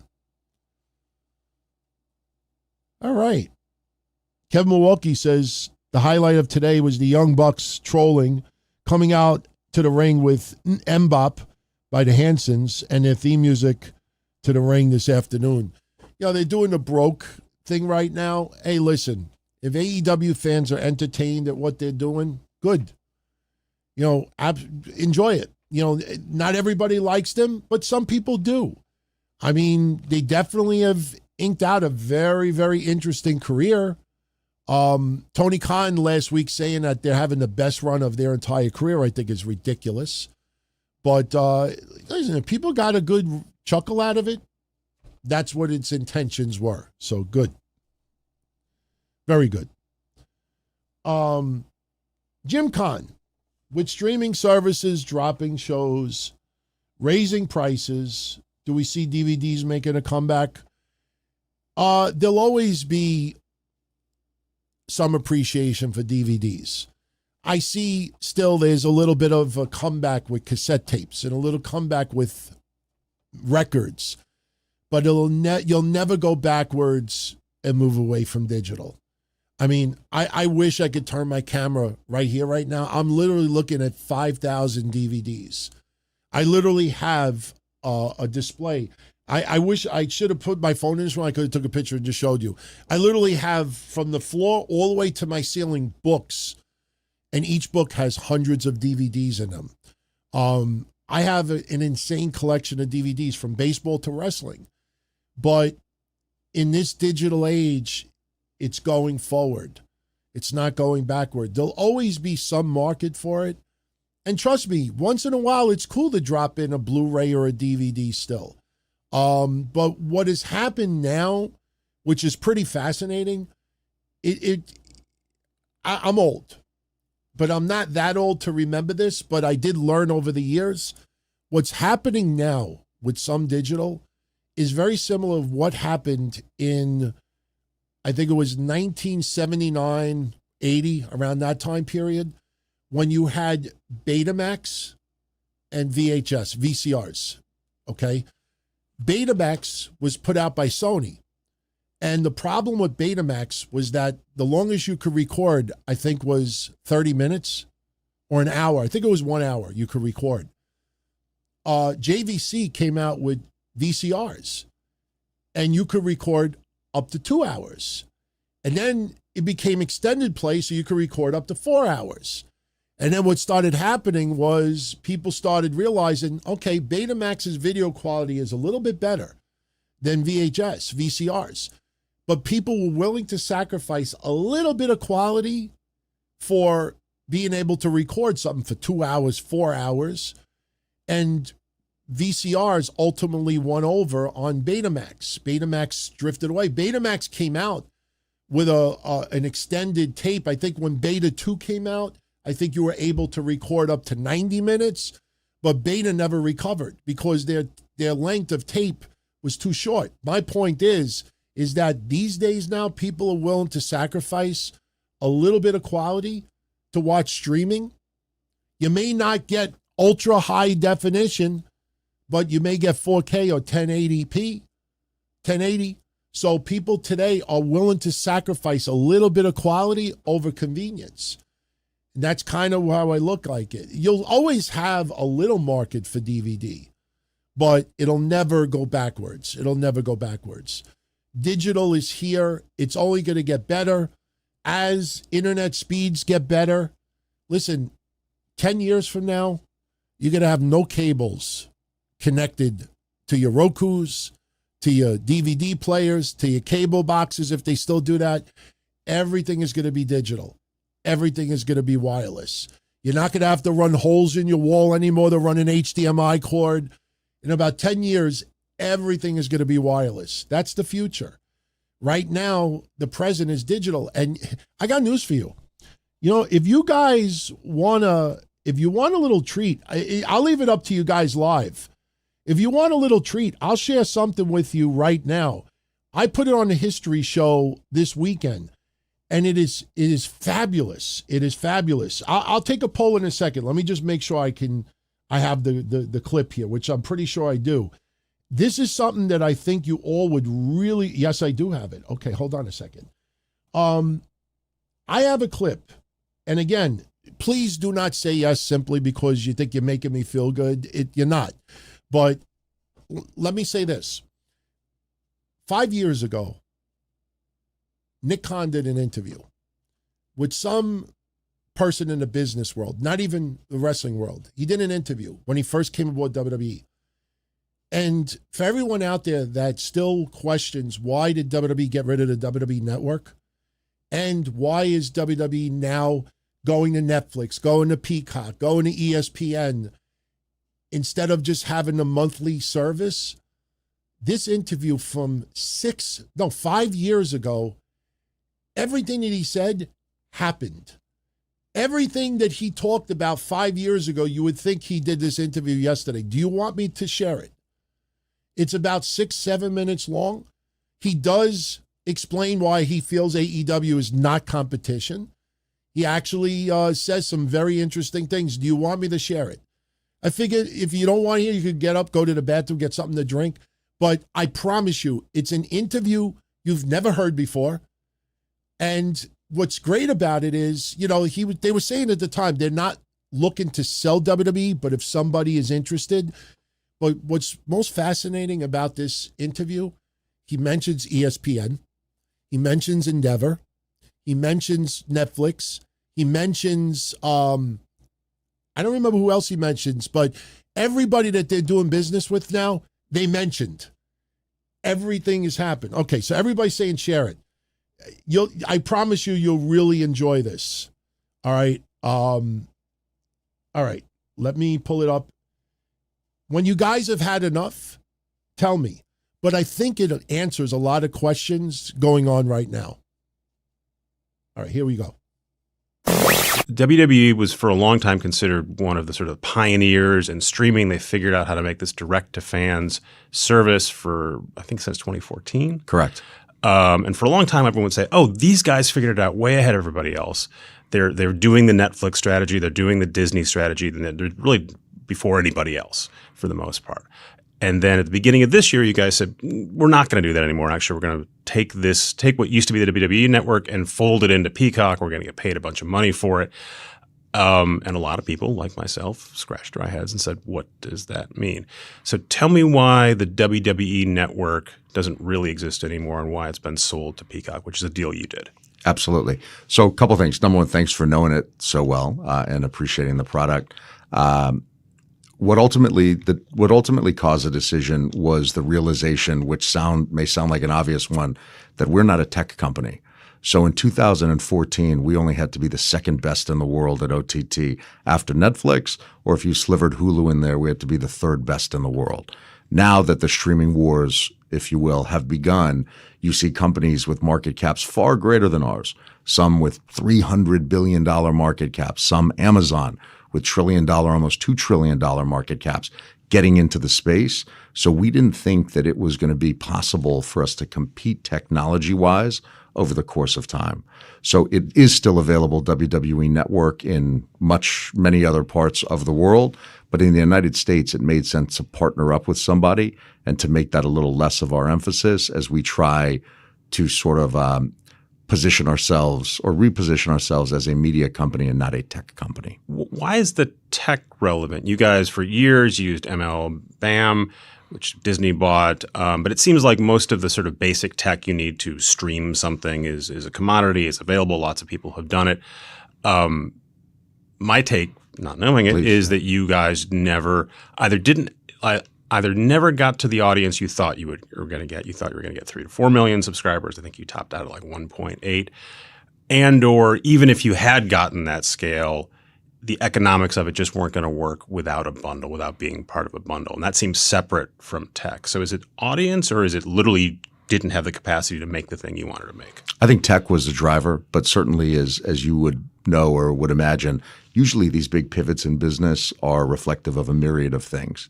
So it's not just one thing, not just the technology. We did see an opportunity, again, with NBCU through Peacock to go out and have our product seen by a larger audience. So let's talk SummerSlam this weekend, for example.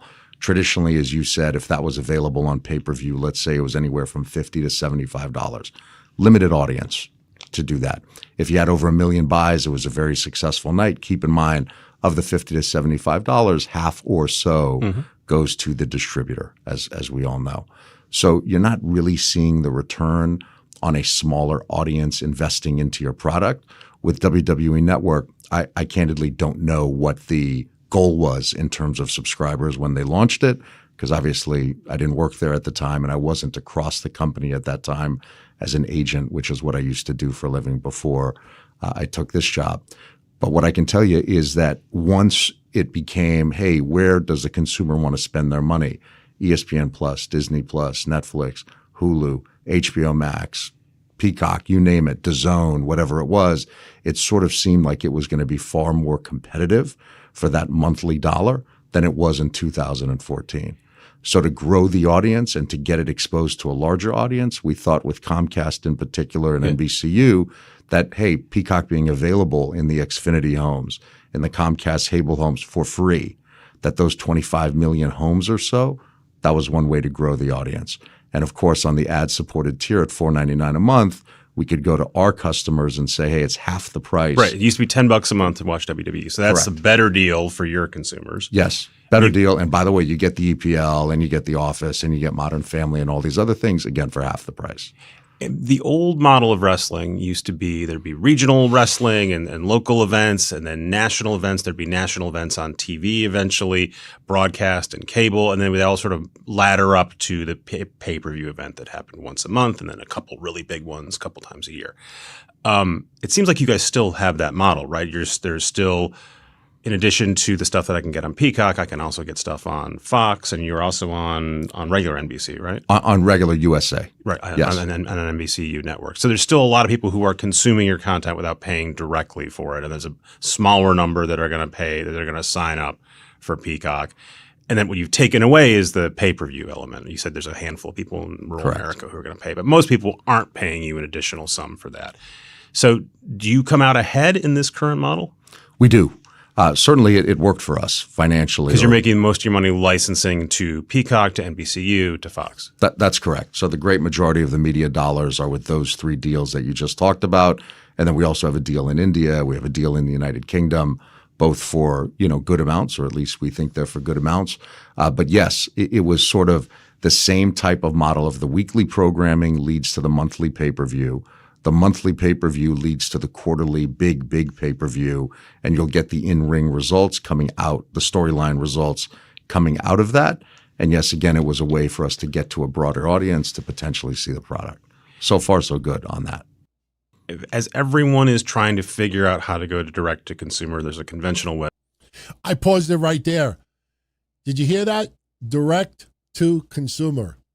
That's exactly ESPN's plan. 5 years ago, they were talking about direct to consumer. It's amazing. It's amazing how much of what was discussed 5 years ago is happening right now. Wisdom that there's going to be a Netflix and a Disney, and then name a couple other big streamers. Are we just looking at a world where 1.5 million people, give or take, giving you $10 a month just isn't big enough to be a standalone direct to consumer business? It's tough for me to say sweeping across the board yes or no on that. I knew for us it wasn't enough. So what we talked about was, again, even if you look at it, and you wouldn't have these numbers, we just got them last week. If you look at our pay-per-views, our pay-per-view Money in the Bank from 2 or 3 weeks ago in Fort Worth, Texas, our viewership was up 20% over the 2019 Money in the Bank viewership. So remove the pandemic year. From an apples to apples comparison, our viewership, again, the audience has already grown in terms of who's watching our content. So yeah, it seems to be working. Fans seem to be good with it. So you guys are better off going for basically upfront payments, wide reach, and then hoping that audience grows over time instead of asking your customers to pay you directly. Yes, I think it also allows us to test a few things with Peacock in terms of dates. So even SummerSlam, which again we've mentioned a couple times, that's this Saturday. Traditionally, we've gone on Sundays for pay-per-views. We believe on the sports calendar, there are certain days where there should be sports and there aren't sports. We believe this Saturday is one of those. So traditionally, we had not done that well in terms of box office in Las Vegas. If you think about the Sunday connotation, I'll speak for you in this one instance on our time together today. I'm sure never in your life has anyone ever said to you, let's go to Vegas and go crazy on a Sunday. No. Ever. If you look at Monday Night Raw, no one ever says, let's go to Vegas and go crazy on a Monday, right? This is a Friday and Saturday night town. And even if you look at SmackDown, which is on Fox on Fridays, few people say, let's get to Vegas by 3 p.m. Pacific so we can be in our seats for a 5 p.m. SmackDown. So we thought Saturday night would work for us in Las Vegas. We think the ticket sales are reflective of that. We have a big audience coming out on Saturday and a big gate to go along with it. Did you grow up watching wrestling? I did. Yeah. I did. Who are your guys? Hulk Hogan, loved him. I was born in 1974. But Iron Sheik was also huge in our household. So when you talk about, I think we could fast forward that part, right? People saying, hey, Iron Sheik. And he's like me. He speaks the language. You're a guy in Minnesota, and it gets very contorted. But what's your sense of how the product has evolved as the audience gets smarter and more sophisticated and more demanding? I think our product's always reflective of the times. So if you look at the cross-cultural animosity of the 80s, Iron Sheik, Iranian versus Hulk Hogan, an American. Kamala, the Ugandan giant. So Nikolai Volkov would come in and sing the Russian national anthem. That was at the height of what was the Soviet Union, United States, battle, and the U.S. and Iran and Iraq and all of these things. So I think if you look at the late 90s, it was reflective of that era, which was cigar. I don't mean to interrupt it, but if you ever question now why they don't talk about Trump and bring up politics, you'll get your answer. In the White House, the pervasiveness of cable news for the first time where you could follow something 24/7, if you will, the Jerry Springer type television shows, which had not been seen before. And if you look at the product now, which is a family-friendly product, we think it's also reflective of the era that we're in now. So you're not going to have an Iron Sheik. You're not going to have Kamala the Ugandan giant. I'm curious. Donald Trump was closely affiliated with wrestling. Did a bunch of stuff there. Linda McMahon, Vince McMahon's wife, was in his cabinet first go around. Do you guys strain to sort of keep anything Trump and red and blue state divisiveness out of wrestling, or do you go, no, that's great. The audience will love seeing a red state guy beat up a blue guy, or vice versa? They might enjoy that, but we've intentionally kept it out. We think there's so many divisive things in the country right now, masks, shots, the whole experience, that if we could stay away from that and offer a place to sort of come where you don't have to think about those things. I was actually commenting. Because I bet like an anti-masker would do great, right? As a villain or a heel or as a hero, you tell me. I'm sure. I'm sure it would. I was texting a friend last night who is a journalist also, and we were pleasantly surprised that ABC News was covering the Afghanistan situation with a hour-long special, because it seems like even the news has just shifted to left versus right and Trump, anti-Trump, whatever it is. So anything to get away from that, which is what our product is part of, is, hey, here's an escape from reality for you. That's what we're going to do. Because you guys did have a woke character for a bit, right? There was a guy who was like environmentally sensitive, and I think he was a heel. That's a bad guy. Yep. I won't even bother trying to remember his name, but I remember there was a point where you made a guy who was sort of like deliberately left, liberal, environmentally conscious, and he was a villain. But I don't know what happened with that guy. Yeah, I remember the storyline. It was before I got there full time. But yes, he had an environmentally friendly belt on, which didn't have any gold, because gold was being mined in places where you don't want to mine gold and all of those things. And I think it worked for a while, and then we got out of the space. And you guys do have sometimes there is competition for WWE, sometimes there isn't. When I was writing about it, Turner had something called the WCW. Now there's something called the AEW. Do you have a sense of who is watching AEW versus WWE? We had an earnings call a couple weeks ago, and I referenced the recent Reed Hastings line about sleep is our competition, right? And I think you've referenced that in a couple of different locations as well. That's the challenge for us, is how do you get people to tune into our product instead of just sitting there in their bed and texting all night or watching TikTok for free or doing nothing or listening to a podcast. Or doing it all at the same time. Totally. They're probably not listening to this podcast while they're watching SummerSlam. So it's always tricky. In essence, I personally, as an agent, as an executive, I never look at anybody as competition. I just focus on what I'm doing. But in the totality of circumstance, you have to look at everything as your competition without a specific focus on any one entity. So we hope the NFL continues to get great ratings. We hope the NBA continues to get what does it have to do with us? We just have to make sure our product is great. Requisite question. Are you going to run this company at some point? Will you ascend to CEO? Well, look, I don't think Vince has any plans, nor, in my opinion, should he, of stepping aside. So he's 75. He'll be 76 in a couple of weeks.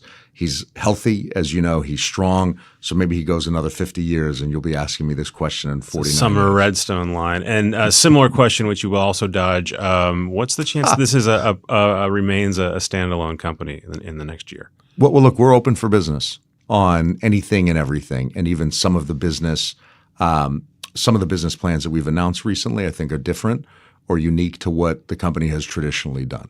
So we're open for business. If somebody calls, we'll listen, but we're not active. We're not out in the marketplace trying to change. The funny thing is, he literally, like, at the same time this interview was going down, Vince McMahon was doing a nasty with Janelle Grant. Unbelievable. All right. So I thought that was fascinating. That was 5 years ago, and everything that was said is still very relevant today, but it explains why we don't have the WWE Network anymore, why they don't want to do monthly subscriptions. They make more money just getting that big payday per year from ESPN, from Netflix, from Peacock, and they're fine. Yeah, so you see, I mean, this answers a lot. And it also gives you an idea as far as why we don't see certain things on TV. I came across it when I was working on a history show, and I don't normally sit back and listen to, full interviews, but I just found myself really stuck on this, and I'm like, holy shit.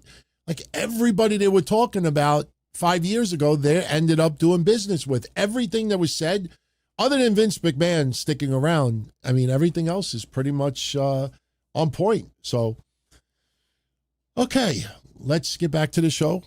We got about another 20 minutes, give or take a little bit. So, what do you guys want to talk about as we start bringing this home? So, just a reminder, tomorrow afternoon, Raw airs at 3 p.m. Eastern. So I'm not exactly sure what time we're going to start.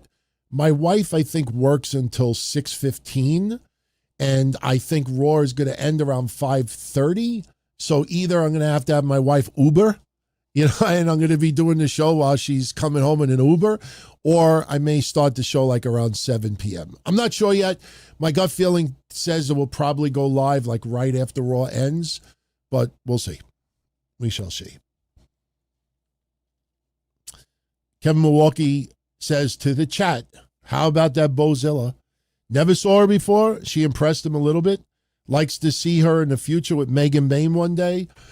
The problem that I see that happens a lot with AEW is you don't see a lot of progression, a lot of development. Like they have great women's wrestlers there, but it still feels like it's okay. Here is Athena, and here's Toni Storm, and here's Mercedes Moné, and everybody else is here, has the potential to get here, but they'll give Megan Bain a couple of wins, and then she'll like have a tag match with Penelope Ford, and Penelope Ford is the one that gets the pin, or you might get the rare loss from Megan Bain herself. And then you look at others. I mean, we called Deonna Purrazzo. Remember when we did that thumbnail with Camille being ghosted, and we said, Deonna, you're next. And everybody's like, no. You could see a lot of this a mile away. And, just when people start talking, you get a little bit back and they throw a little teaser.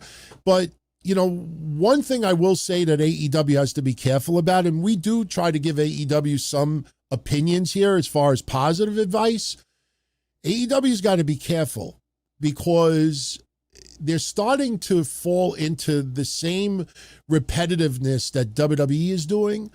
And, especially with the amount of injuries AEW has had, what you're starting to see is you go back a year ago with AEW or 2 years ago, and you'll see a lot of the same people going at it.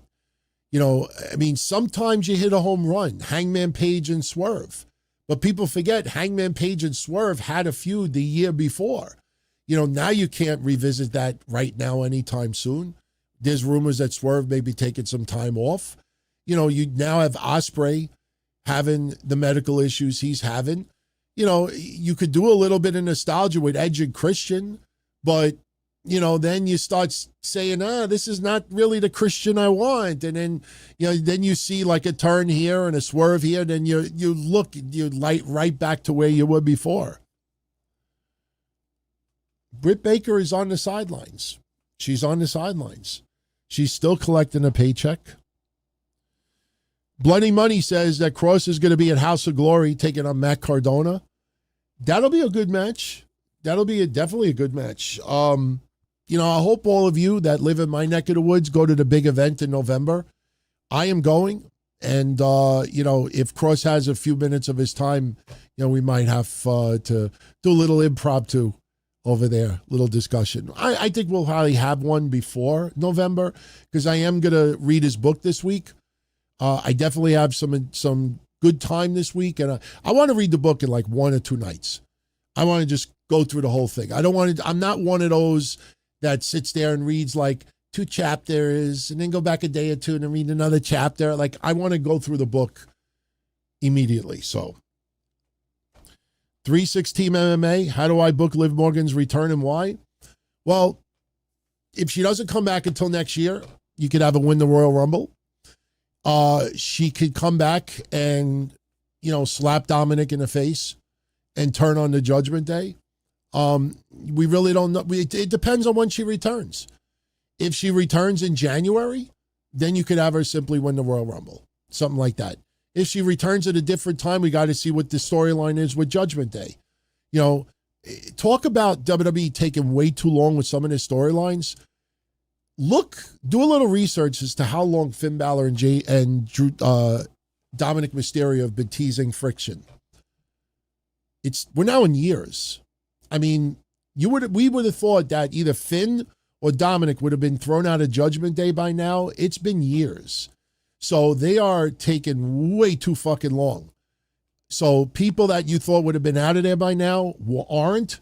So we have to get an idea when she can return, and then we can reflect on the current storyline. So I have not seen Naked Gun 4 yet.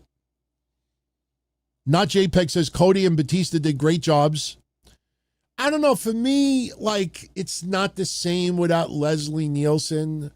You know, I'm one of those growing up that sequels that didn't feature the originals wasn't the same. You know, like, I remember when Meatballs came out, I was like, Meatballs 2, what the fuck is this?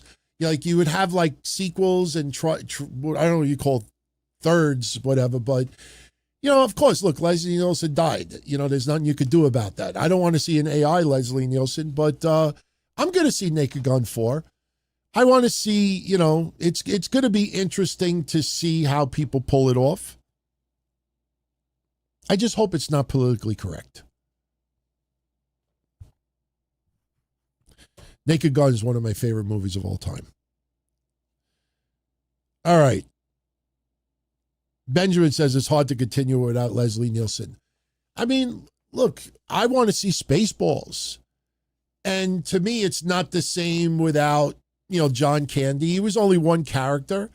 You know, I don't know if I haven't done research to see if Rick Moranis is going to be in the next one. I mean, look at fucking I almost said Mel Phillips. Look at Mel Brooks. Was he going to be 100? I mean, it's unbelievable that guy is still around, and nobody talks about him. Douche says the Knox Promotion and Wrestling School is Rikishi's training school. No shit.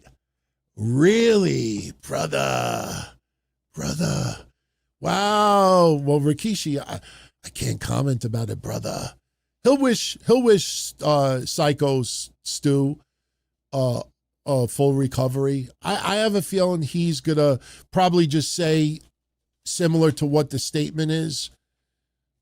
Listen, Rikishi, I don't believe was there. Rikishi did not get involved with this, far as I know. Rikishi did not take part in this storyline. So as of right now, unless I'm told otherwise, I don't put any fault in Rikishi with this. It's unfortunate. It's definitely unfortunate. But wow, I had no idea that that's Rikishi's school. No shit. Wow. Bobby Means, what's up to you, brother? Who would you put on the women's world title now since Naomi is pregnant? You know, I know everybody says give it to Stephanie Vaquer. You know, I'm not hell-bent on you must speak English. I mean, it helps, and she's learning. But I try to look one step ahead, and I say to myself, okay, if she wins, who is she going to feud with first? And, you know, like, I keep going back to Lara Vacaria. You know, something tells me I'd rather see Lara Vacaria win it first before Stephanie Vaquer. I don't think Rhea Ripley should have it now. I wouldn't have too much of a problem if Io Sky regained it, because Io Sky was doing a fabulous job. But what about a heel to Lara Vacaria? Bayley. You know what's funny about that? You know what's funny? Let this sink in for a minute. Becky Lynch could have won that championship. She's not. But Becky Lynch could have won that championship, and she could have defended against Lara Vacaria. Because the belt that Lara cannot fight for again while Becky is champion is the IC title. So you could have had that scenario again. But it almost feels like WWE wants to have a heel.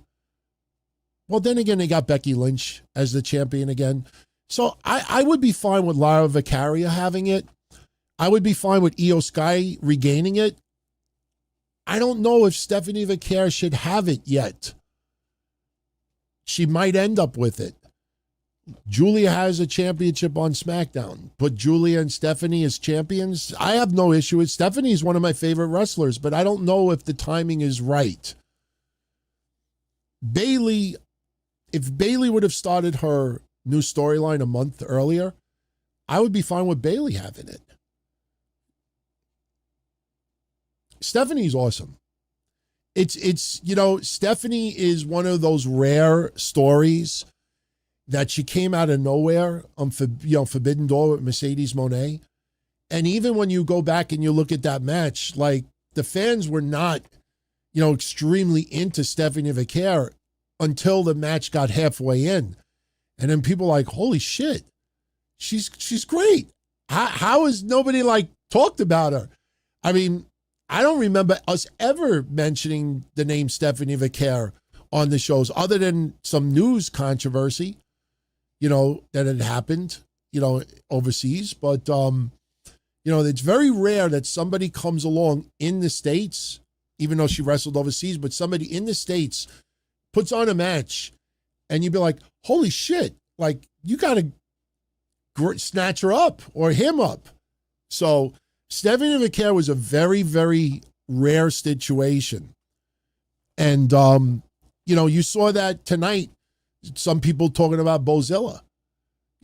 She could end up, becoming, a little bit of a star in the United States. I don't know if that'll happen yet. Let's be honest. You look at Megan Main, you look at Thekla, you look at a few others, and they haven't really gone to main event status yet. You don't want a whole bunch of, mid-carders who should be main eventers, but are in mid-carders because other people are taking the spots right now. You don't want to do that. That's one of AEW's biggest problems over the years.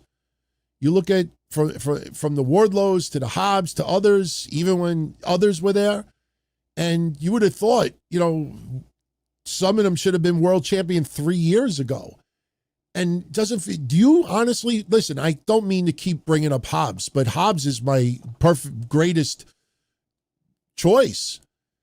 Do you feel like Hobbs has progressed in 3 or 4 years? 3 years? Let's say 3 years. When he was walking the streets of California. Remember he was walking the Book of Hobbs, walking the streets. Remember the inspiration story? Does it feel like there's been any progression? No. There's quite a few people like that. It feels like Kyle Fletcher is the latest person for AEW to get a little bit of a fancy over. And I almost feel like, okay, that's going to get to some point where it's going to get to a peak and then starts to get back to mid-card status. So, Simple Website Hosting.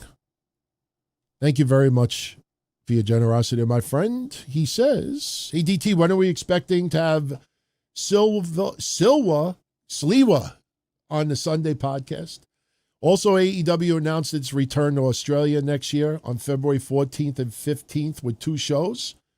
I haven't heard anything about Valentine's Day in Australia, but I know that they're going back to the UK for December 13th and 14th. Yes, AEW today announced December 13th. Isn't that head-to-head with John Cena's retirement? So now people could shut the fuck up. Oh, WWE puts their shows up against AEW. Well, AEW just did that tonight. Do I think they did it on purpose? I don't know. I don't think so. That would be an awful lot of money to spend between airfare and hotel and a bunch of others to go all the way to the UK to do a collision head-to-head with Cena's final match. I mean, doesn't that sound a little whack? So if they go to Australia February, that's fine. It gives the new meaning with going down under. On Valentine's Day, hey, honey, hey, AEW down under. They're down under tonight. It's Valentine's Day. I think you should go a little down under, Gives a little meaning, different meaning to it. I get slapped across the face if I say that. You want to know something? Curtis Lewa, I don't know who it is, but someone who is a massive, huge social media influencer is going to be interviewing Curtis Lewa. I got that directly from someone on Saturday who was there. I don't know who it was. I didn't ask. I figured if the person wanted me to know the person's name, they would have told me. But I do know whoever it is going to be interviewing him. The only way I would interview Curtis Lewa is if I found out that he was a big wrestling fan, even in the past. You know, kind of like talk wrestling, but also talk about real issues. But honestly, I don't really want to get involved in politics. You know what I mean? And it's a little awkward because the guy's office is right next door to mine. I mean, I literally, when I open my door, it's literally, I look this way and, you know, the office is there. Like, if I say I'm not voting for him and then I go to work the next day, you know, it's kind of awkward. You know, I just, you know, I'd rather just stay out of that. I'd rather just stay out of it. Revamp, Curtis Lewa, the head of the Guardian Angels, been helping New York for 50 years. You know, you look back at the 80s, the Guardian Angels, just to pretty much to sum it up, you know, they say, oh, you don't help women, you don't help blacks, you don't help underprivileged. What the Guardian Angels in the 70s and 80s were doing with this, pretty much. You know, guy tries to steal somebody's, okay, guy starts smacking some woman on a train, smacking her around.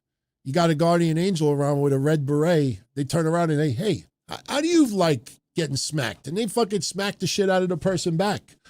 How do you like it? You know, they did a lot more than that, but remember, Big Boss Man was the Guardian Angel in WCW. It was a play of the Guardian Angels. So,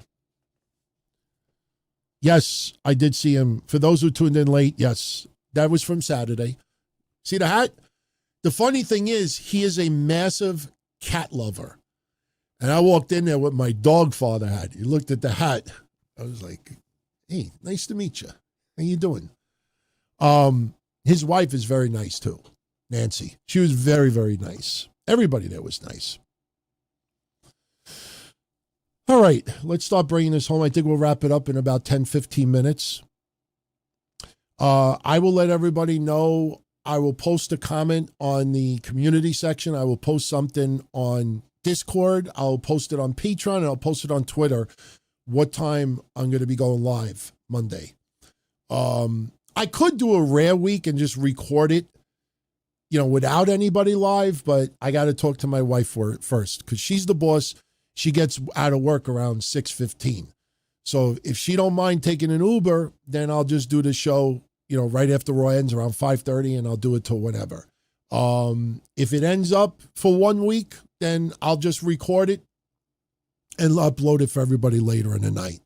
So there is a possibility I don't go live Monday after Raw. I have to talk to her first. I will definitely post something tonight. All right. Let's do a final call. Last minute questions. Last call, everybody.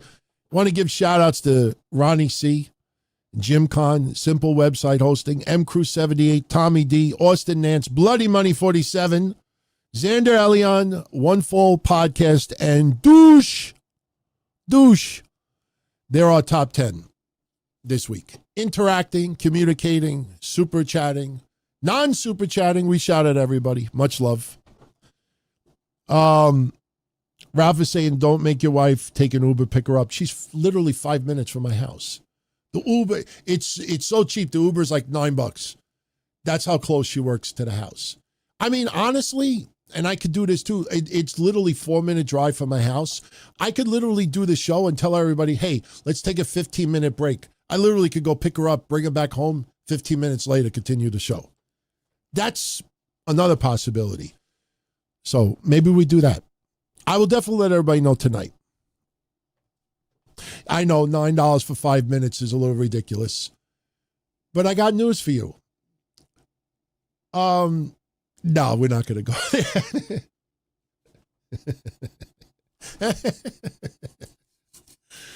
If somebody said to me, hey, $9, 5 minutes, do you want to laugh? If you didn't check out the history show this week is the 5-year anniversary of a test that WWE did get a load of this. If you didn't check out the history show, you'll appreciate this. We're in the pandemic 5 years ago, COVID, and no live fans interacting with the wrestlers. So we have SummerSlam coming up, and WWE wants to do a meet and greet, but you can't because we're in COVID. So WWE comes up with an idea. Let's do a virtual meet and greet. So the idea was online, you paid a certain amount of money, and you got to meet your favorite wrestler through the cameras, through your phone, whatever. And the list was, if I remember correctly, Seth Rollins, Bayley, Keith Lee, and maybe 2-3 others. Nobody much higher up, but that's pretty much what the list was. It was $125, and the call was 2 minutes. And there are some videos online still of people who paid $125 talking for 2 minutes. And I don't want to name names, but there's at least one man and one woman from that day, wrestlers, who it got like 2 minutes and 10 seconds. And the person talking to him is like in the middle of a sentence. And they're like, oh, that's amazing. That's right. Well, listen, I hope you love SummerSlam and thank you so much for your support. And the person's like, yeah, but, and that was it. It was disconnected. $125 for 2 minutes. 2 minutes. And you got the video copy of it, but yeah, that's crazy. And it sold. Was Alexa Bliss might have been on there too. Alexa Bliss, man, that woman, I know some people do know this, but some people don't understand. Alexa Bliss might be the most popular woman in WWE for meet and greets. I swear to God, every time I see an autograph signing, a convention, meet and greet, WWE's doing an access, every single time she's the first to sell out. She is one of the most expensive ones. Everybody wants to see her. It is mind-boggling at times. And it's not that, she doesn't have as many appearances as others. She is the most popular woman on that roster that fans want to meet, Alexa Bliss. That is true. All right, Mark Hicks. If WCW would have stayed in business, do I believe Lance Storm would have been world heavyweight champion? No. He was at one point 3 belts, Lance. But no, he wouldn't have been world champion. At that time, you needed to have, the top of the top. And yes, Chris Benoit had it for a short period of time in WCW. Eddie Guerrero, Rey Mysterio would ultimately get it in WWE. Lance Storm was never in a position to become main event headliner pay-per-view. Loved his work. I mean, I go back watching the Thrill Seekers, him and Chris Jericho.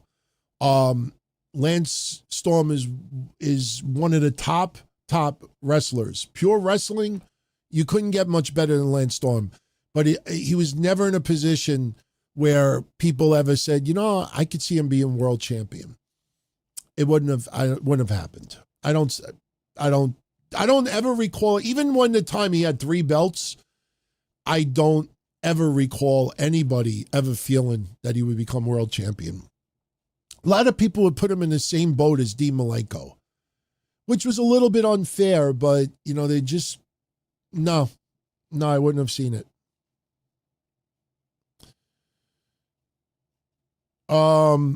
Revamped is asking, do I still get sad about my dog that passed last year?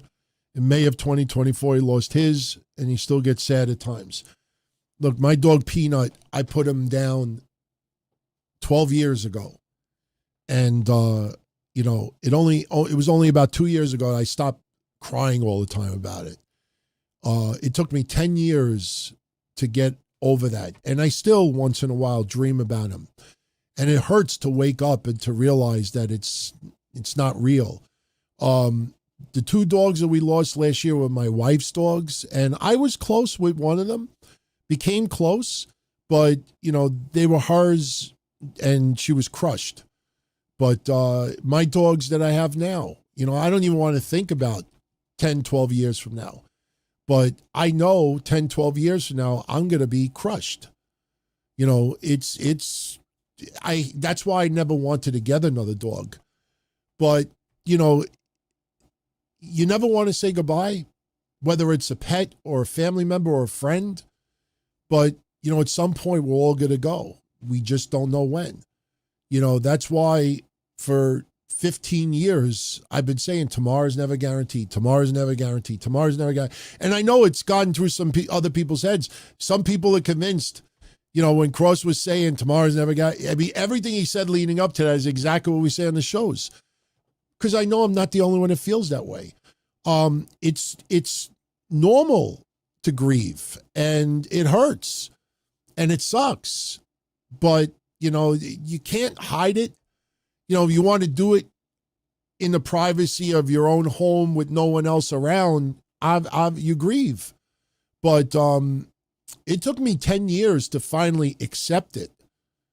I miss my dog, and I've already told my family that, when it's my time to go, if they outlive me, I have my dog's urn inside, and I said, if you don't bury my dog's urn with me, I will fucking haunt everybody. So it sucks, but it's, if you cry, it shows that you cared. That's how I look at it. And no one ever is going to tell me I didn't love my dog. I mean, I miss my dog tremendously. So I was actually looking the other day. Someone had reminded me of a picture that I had of me and my dog when I shaved my head for charity. I took a picture of me and my dog, and people were getting a kick out of it. Yeah. I don't think I've ever, in a long time, I've never shown pictures. That is my dog Peanut. That is me with a shaved head. I shaved my head for charity. That picture is about 15, 16 years ago. That was my dog Peanut. My dog Peanut was cool, man. He was one cool motherfucker. So I miss him tremendously. Ugly shirt, by the way. That is my dog. Yeah, you could be buried with a dog. Sure. It's an urn. It's a metal thing, My grandmother got buried with a Hulk Hogan figure in her hands. You could get buried with pretty much anything. So, okay. Bobby Means is asking him why did he never win the WWE title? Because at that time it was the larger than life, the superheroes, those who broke through like Bret Hart. Owen Hart, listen, I know it's an unpopular take, but coming from someone who started wrestling in 1979, that lives in New York, where WWF was technically our home, it was the home turf for WWF. No one back then ever thought really Owen Hart could become world champion. When Bret Hart became world champion, then some people be like, it'd be pretty cool if Owen Hart won the championship. But we were still in the mold of Undertaker, Randy Savage, Ultimate Warrior, Hulk Hogan, even Slaughter to an extent. These were like larger than life superheroes, monsters, characters.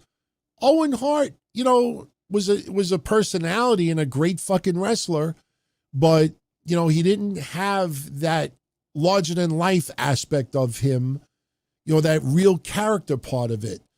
And that's why the Blue Blazer gimmick, they kept playing around with that. But, the latter part, it was more for comedy purposes than anything else. No.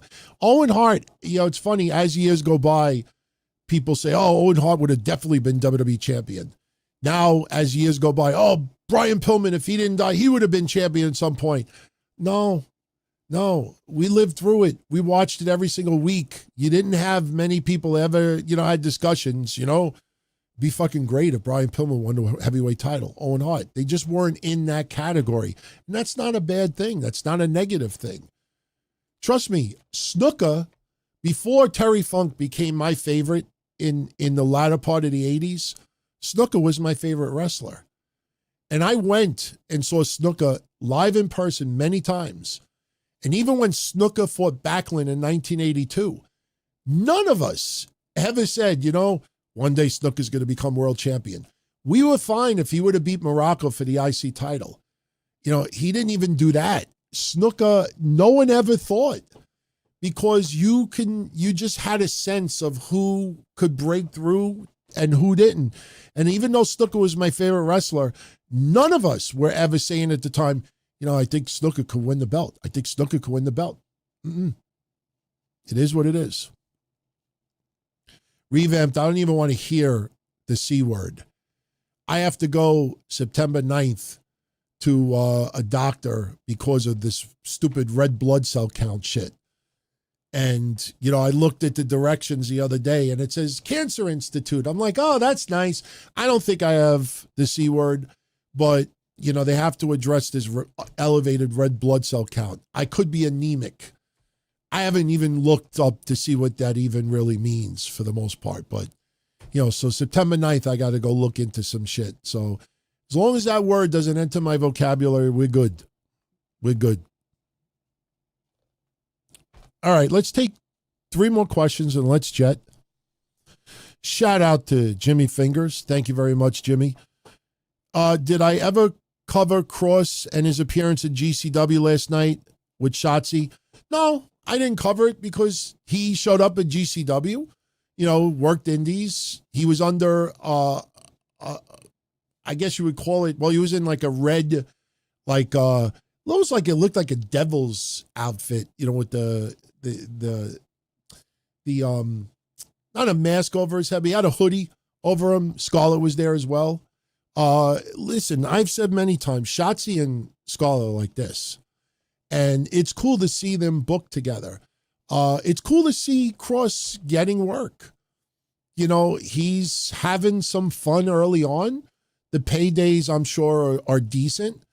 I have my own thoughts about Cross's future. And I really don't want to bring it up yet, but I have kind of like an idea of what could happen.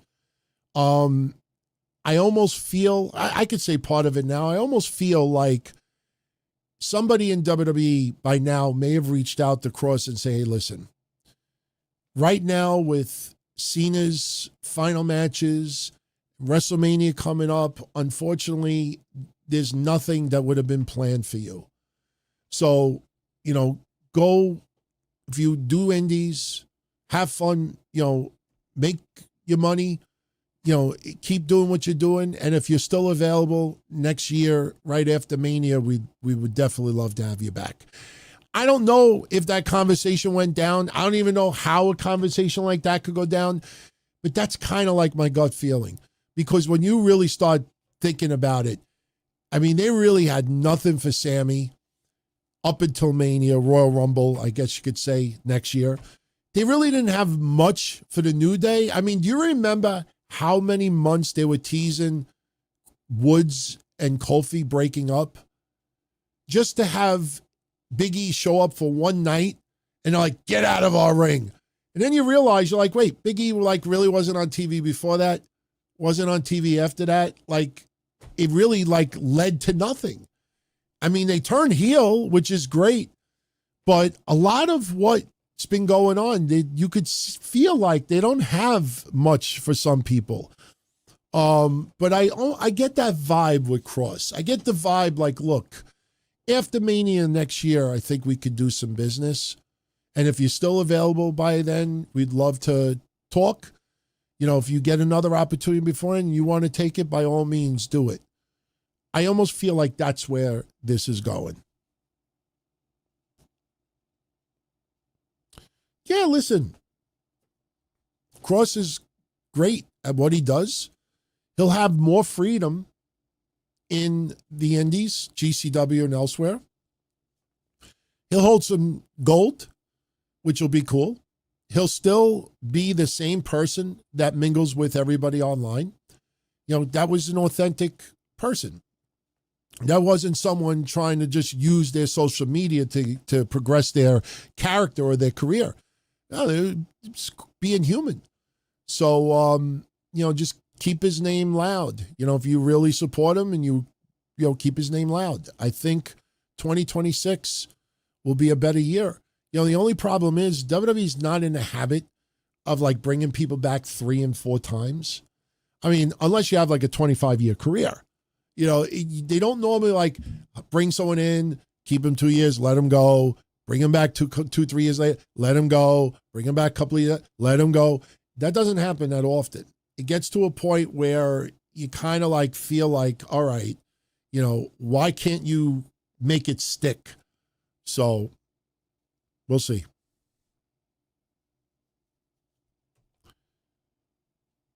Just Walt, the reason why there's no 3-month no compete is because Cross's contract ended.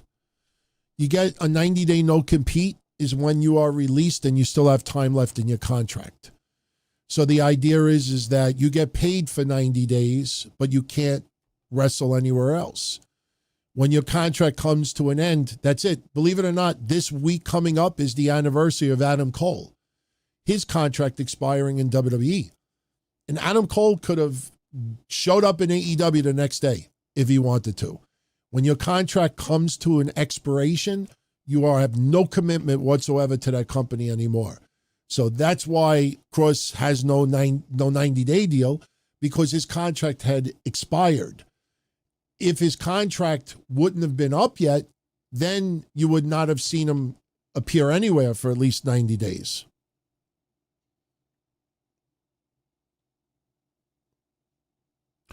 I don't think somebody got fined over letting Adam Cole's contract expire, because Adam Cole was not looking to renegotiate as far as I remember. I mean, I'm going to cover it on the history show this week. I haven't read everything yet. All I know is that I do know this week is the anniversary of it. But I don't believe he wanted to renew. Benjamin is asking, how glorious would it have been if R-Truth was in Dublin, Georgia, and Ron Killings was in Dublin, Ireland? Yeah, I mean, they've done stuff like that in the past. You know what's funny about it? He did that once where he was on a plane. I don't remember where he was, but, like, there was no background. You know what I'm saying? Like, you didn't see, like, landmarks in the background where he legitimately flew to the wrong area. That would be a pretty expensive vignette to record. I'm sure you probably could have done it with, computer technology today. You could have simply been on a green screen. I mean, over the years, how many times in the last couple of years have you heard stories? There was one woman that claimed to have gone on like a cross-country trip or all around the world, and she was taking pictures like at Paris and Italy and all that, and it ended up that she was just on a green screen. There's a story about some model that toured the world, and she was taking pictures and showing everyone, and then somebody, I guess, I don't know if they did a Google image search, but somebody exposed her, and they're like, she didn't go anywhere. She literally was just green screen, and people believed it. There was a couple that did that too. I think they raised money on a GoFundMe to have their dream honeymoon, and they had pictures claiming to be there, and it was photoshopped. And they took all the money and they kept it. So, isn't it fascinating that they went back to R-Truth? Say his name. I remember some goofs on social media in the news world. Don't call him R-Truth. Say his name. Go get laid. There's something wrong with you. Why are you getting mad? Like, people are calling him R-Truth because everybody knows him as Truth. Truth. What's up, Truth? Truth. You think Scott Hall, God rest his soul, when he was alive, you think Scott, stop calling me Razor, damn it. Everybody knows him like Truth. Why would you? Say his name, damn it. And trust me, you think I'm lying? Go on Twitter and just type in, say his name, damn it. Just put it in quotations. Put R-Truth somewhere in there, and you'll see what I'm talking about. All right, let's take 2 more questions. We'll finish at exactly 2:30, 2 hours, 30 minutes. So, for all of you out there that saw Forbidden Door and saw Heatwave, scale of 1 to 10, what do you give it?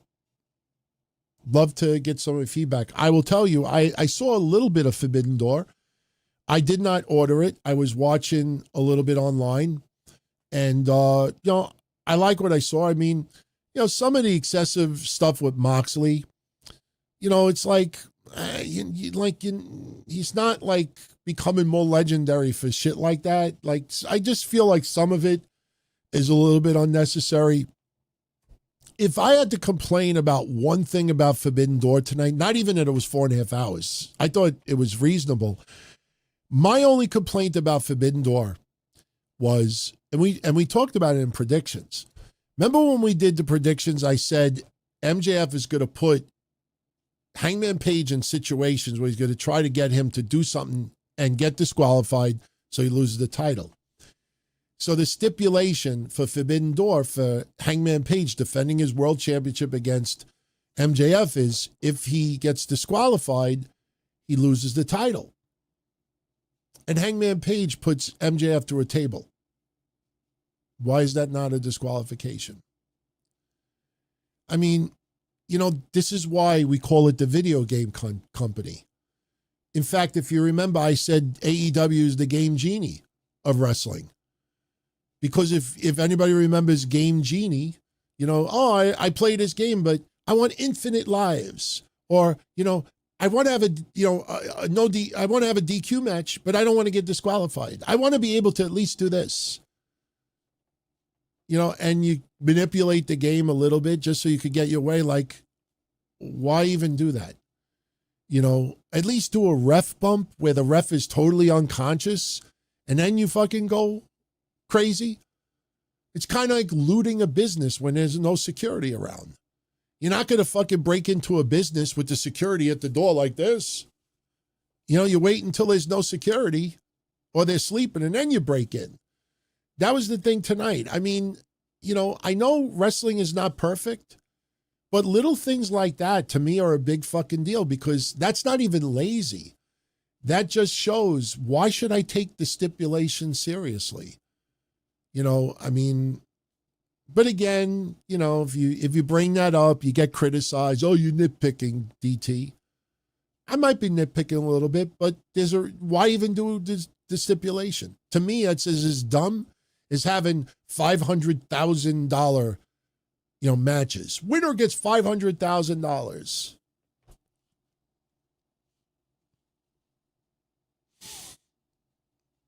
I see some people saying they passed on both shows. Benjamin says it was on too early. He missed the beginning of Heatwave. I am going to be watching a little bit of Heatwave tonight. Tomorrow I have a doctor's appointment, so I'm not working tomorrow, actually.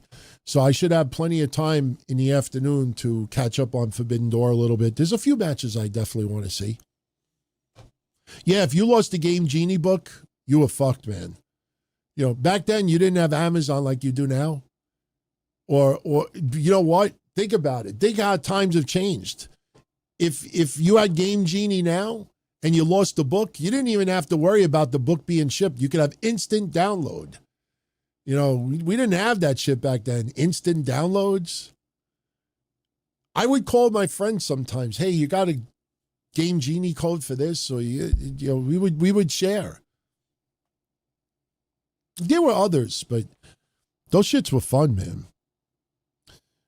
All right, Raul is saying, if guys like Cena, Lesnar, Orton, Batista, or Jericho would have signed with TNA instead of WWE, do I think they still would have been big stars? I think Brock Lesnar absolutely would have been. I think all of them would have been huge stars. Because the thing is, first of all, Jericho would have came from WCW. And, even if Jericho stood in WCW until 01, TNA started in 02. So Jericho, still young enough, Jericho would have been a massive star in TNA. John Cena, I don't think his career would have mapped out the way it ended up by far. I think Brock Lesnar would have been a freak of nature. I don't know if TNA would have booked Brock Lesnar to be the next big thing in squashes. Plus, Paul Heyman being the manager of Brock Lesnar in 2002, I think it was. That was a huge deal. 01, I actually think it was. No, 02, I think. having Paul Heyman by his side was immense. Randy Orton, I think, would have had a great career. Batista, I don't know. I don't know how TNA would have handled like a big man like that at that time. I don't think anybody would have been the big star that they ended up because of the WWE machine. TNA never had that machine. I mean, you look at AJ Styles, for example. AJ Styles was one of the greatest of all time in TNA, but he didn't become legendary or become, a household name without going to WWE. So it would have been interesting, but I think Jericho would have done just fine. But I don't think anybody would have become bigger, or as big if they went to TNA. TNA just doesn't have that kind of size. And listen, the fact that they went to Long Island earlier this year and set their all-time attendance record, and it's not even 10,000 fans, that's crazy. That is crazy. I mean, I get it. That's why All In, in 2018, that's why All In was such a big fucking deal, because it was an indie show and it drew an amazing attendance. It really showed that, hey, somebody other than WWE, WCW was out of business, but someone other than WWE could draw very, very big in the United States. The Garden had, New Japan and Ring of Honor have that double event. But that was after All In. So, all right.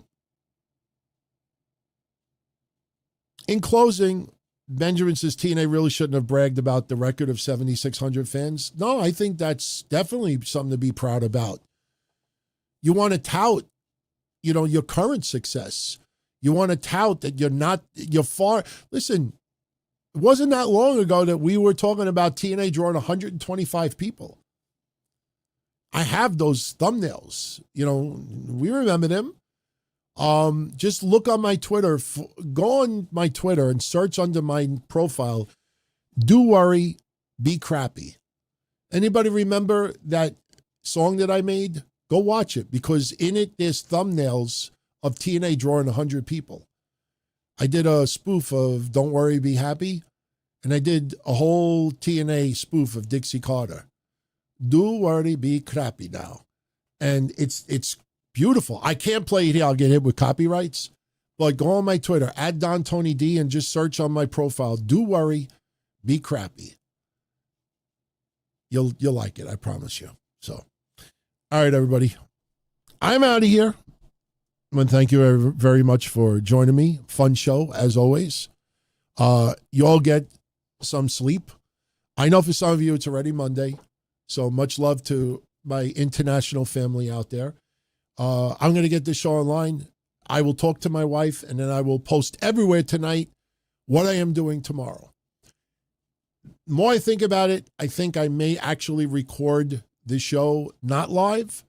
Don't want to make a guarantee, but I have a feeling maybe for 1 week only, I'll record it and just post it online. Just because it's a crazy time, because a lot of people get out of work at 5. I don't want to rush it, so I don't know. Let me talk to her. One thing is for certain, I will be doing a show tomorrow. And the week after, I think Raw will be 4 o'clock. We're not 100% sure. WWE will make that official tomorrow. We'll see. But everyone, much love. I thank you as always for the support. I'm out of here, and we'll catch you all in the next one. Be well, everyone, and talk to you all again soon. As far back as I can remember, I always wanted to be a podcaster. For me to live any other way was nuts. To me, those goody-good people who worked shitty jobs for bum paychecks and took the subway to work every day and worried about their bills were dead. I mean, they were suckers. They had no balls. If I wanted something, I just took it. I ran everything. I paid the bills. I paid the host. I even paid the masked maniac. Everybody had their hands out. Everything was for the taking. We always called each other good fellas. You would always hear from somebody. You're gonna like Don Tony. He's all right. He's a good fella. He's one of us. But if you're part of my crew, nobody ever tells you they're gonna get rid of you. Doesn't happen that way. There weren't any arguments or curses like in the movies. See, your haters come with smiles. They come as your friends, the people who've claimed they care the most for your life. And now that's all over. And that's the best part. Today everything is different. There's lots of action. I don't have to wait around for everything like everyone else. Oh, I didn't get the vaccine? Fuck you, vaccine me. Oh, your delivery guy has COVID? Fuck you, feed me. Right after I moved here, I ordered egg noodles and ketchup, and I got spaghetti with meat sauce. I'm no longer an average nobody, while they get to live the rest of their lives like a bunch of schnooks.